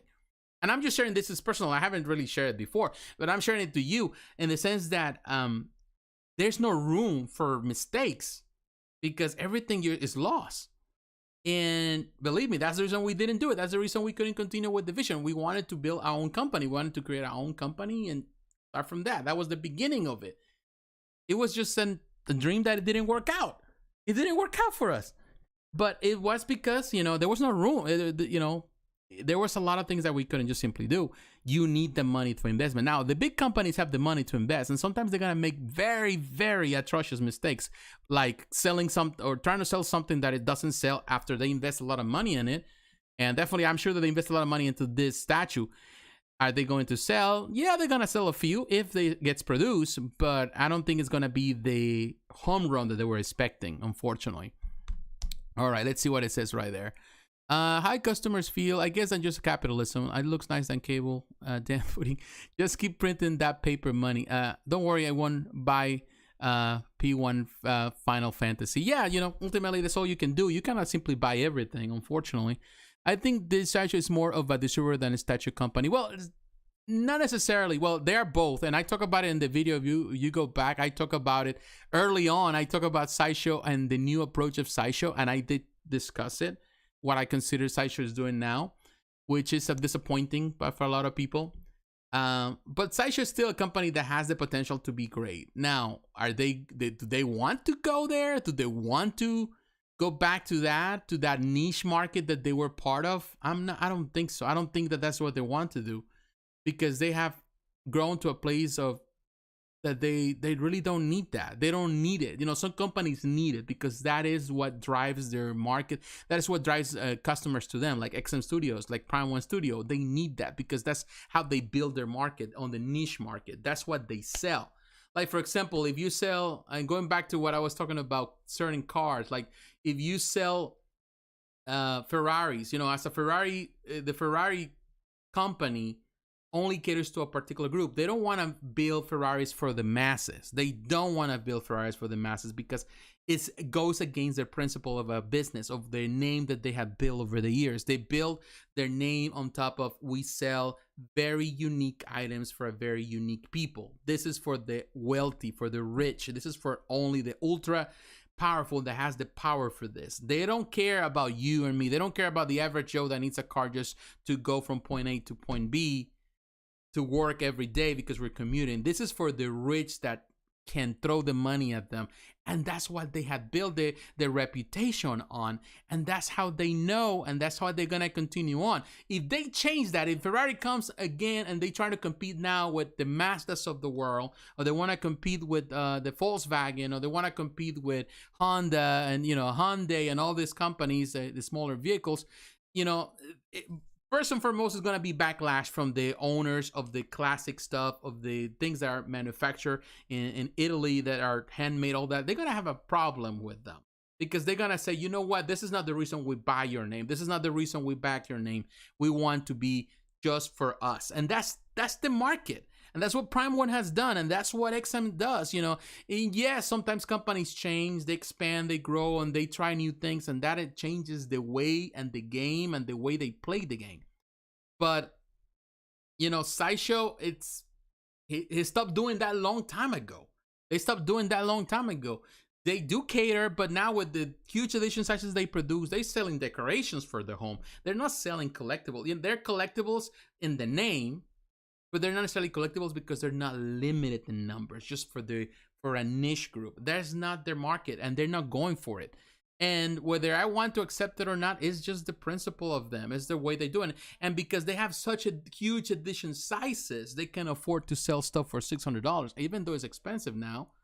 Still, they can afford to keep the prices for certain things lower in comparison to others, but they're producing 2,500 pieces, 5,000 pieces of the same thing. You do the math. How much are you selling? If you sell something for $600, just to be on the, if you do $600 times, what is it?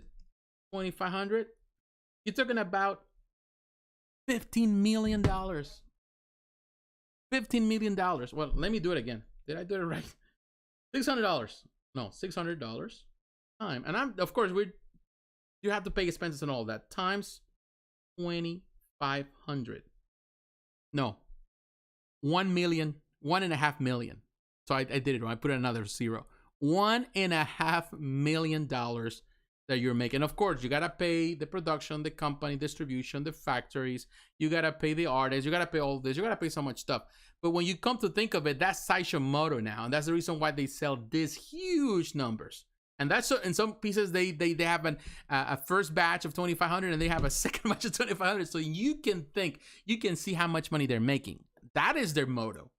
XM Studios produce only 2,500 pieces, even though they want to do more than 1,000 ultimately. Recently, they've been doing less than 500 pieces, 400 pieces, 300 pieces. So they're only going for the niche market because that's all they can. That is their market. That is what they have control on, and that's all they can do, and that's what they're doing for the time being. I think Sideshow is okay. I'm okay with the high edition size. This is hobby for me. Yeah, it's hobby for everyone. For me, it is a hobby. And even for high-end collectors, it's a hobby. But everyone has a different approach and to it. And, I'm not saying that Sideshow, it's bad. I like Sideshow, and I'm going to say it. I like what they produce. But they're not selling a very limited number of things. And they don't want to do it again. They did it in the past. They did it. I remember when the edition sizes were very small for the exclusive versions. You have to order them the same day. If not, it was sold out. But they have moved away from that. And they continue to move away from it. To the point that exclusives are becoming very rare. And they're going to continue doing so. It is their policy, is their way they see things, is the way they approach it, is the way the market is dictating things for them. And, hooray for them. I'm happy for them. Doesn't mean that it's always good to have Sideshow there, as an option for everyone. They're still going to kill it when they do it with some amazing pieces. But at the same time, it's good to have other companies that are also catering to another audience. At the end of the day, this hobby, all of us in this hobby, we have different ways to see things. You and I, we see things differently. Everyone sees things differently. We have different opinions. We have different likes and dislikes. We like this, we like that.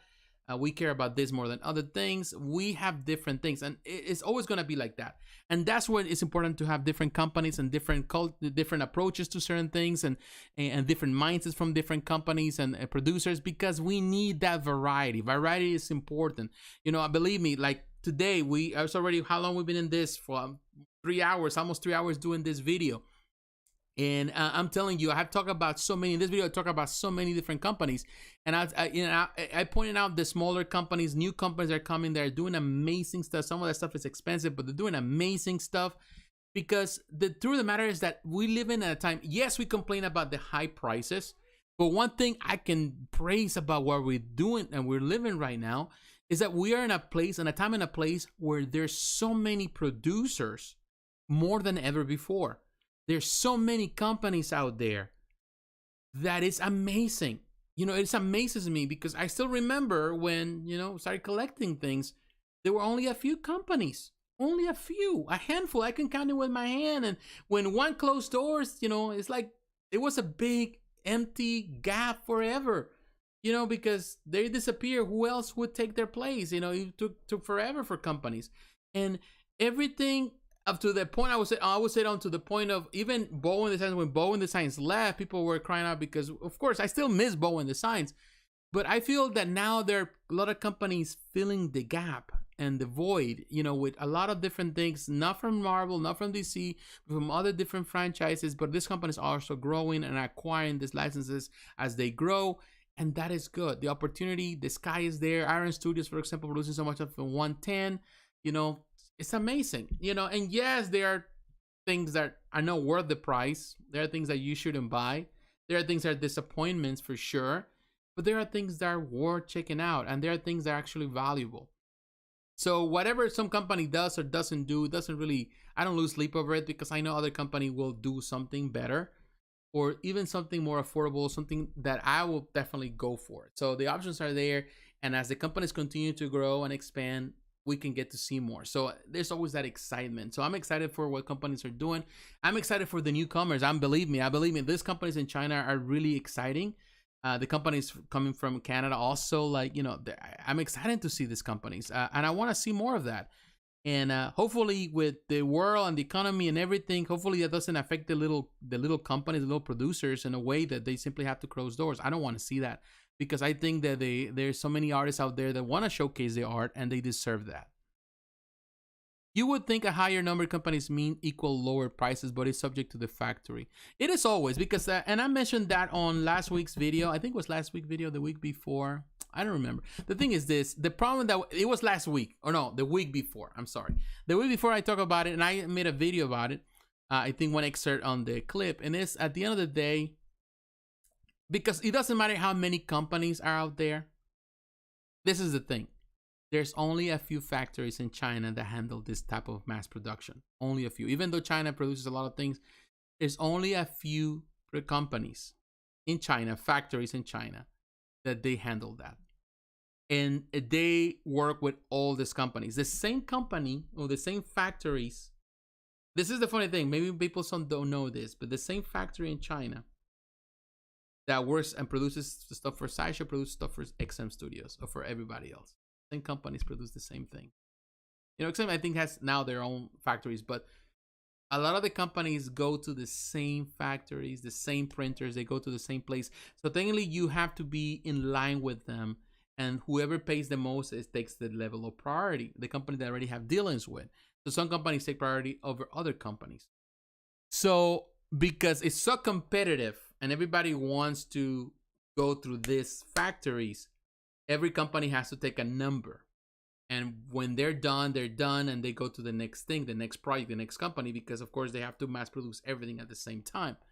So that tells you that the companies are not sure, you know, they are not suffering for business, because they have a company. If you don't pay them the price, somebody else will take your place. And believe me, that happens when we did the Saber Tooth. A company told us, well, this is the time slotted. We have to technically pay for in advance, for 6 months in advance, before they were able to get to work.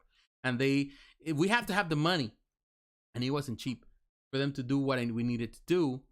We have to have the money then for it to get it done. Because, you know, they're not going to do it. They have other projects in hand, other things to do. And it's the same company that does other companies. So that tells you a lot. That tells you a lot about the way they operate. They have business. If you move out of the line, somebody else will take your place. Another company, a small producer from whatever part of the world, and they're gonna manufacture that. And that's how the factories work in China. Now, the only way to change that is for factories to move in other countries and for companies to start manufacturing other places. And I was talking in that video that I consider India a possibility for the future.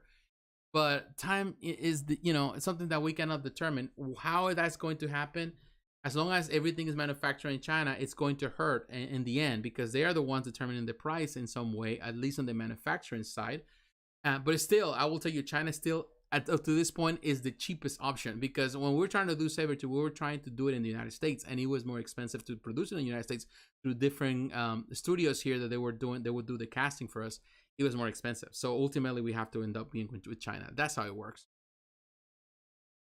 Yeah, made in US, but the problem with making this in the US, it's not as simple because of the cost of production. It's a lot of things.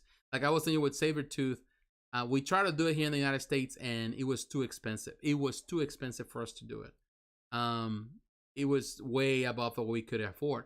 So ultimately, we end up with China, and most producers produce in China because the quality is even better in China in some ways. Because of course they've been doing it for so long, and they have the manpower to do everything they need, so they can do it. And that's the reason why they continue doing it over there, because it's cheaper in the end, and it's easier. And that way, it's easier for them to manufacture that way.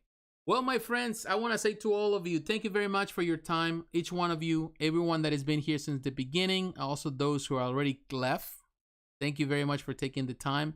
It's been fun. It's been 3 hours.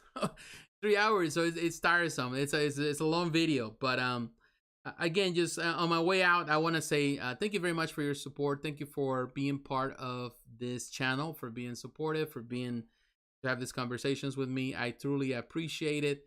I would say, have fun this weekend. Enjoy the weekend. I don't know what's this weekend, but this weekend I'm tired. Last weekend I had things to do, and this weekend I'm just gonna relax. I'm definitely looking forward to take some time, maybe to watch some movies and TV shows that I haven't watched. I'm still at work, Hero. Oh, sorry for that, my man. Oh, I hope you have a good day. I don't know. Do you have to work this weekend? I don't know if you have to work this weekend, but man, I wish you the best in your job. Definitely, yeah. Thankfully, yeah, I don't have to work this weekend, but I have to relax. But I have a couple things to do on Sunday with church and stuff like that, so I'll be busy. But I'm gonna relax, and I got other things to think. But I really need some time off just to rest. But my friends, I want to say again, God bless you. Take care. Have a great weekend. Have a safe day. But take care. All right, Hero. Well, be blessed, my friend, and have a great weekend. Take care. And all of you, everyone that is watching, take care. See you later. Bye-bye.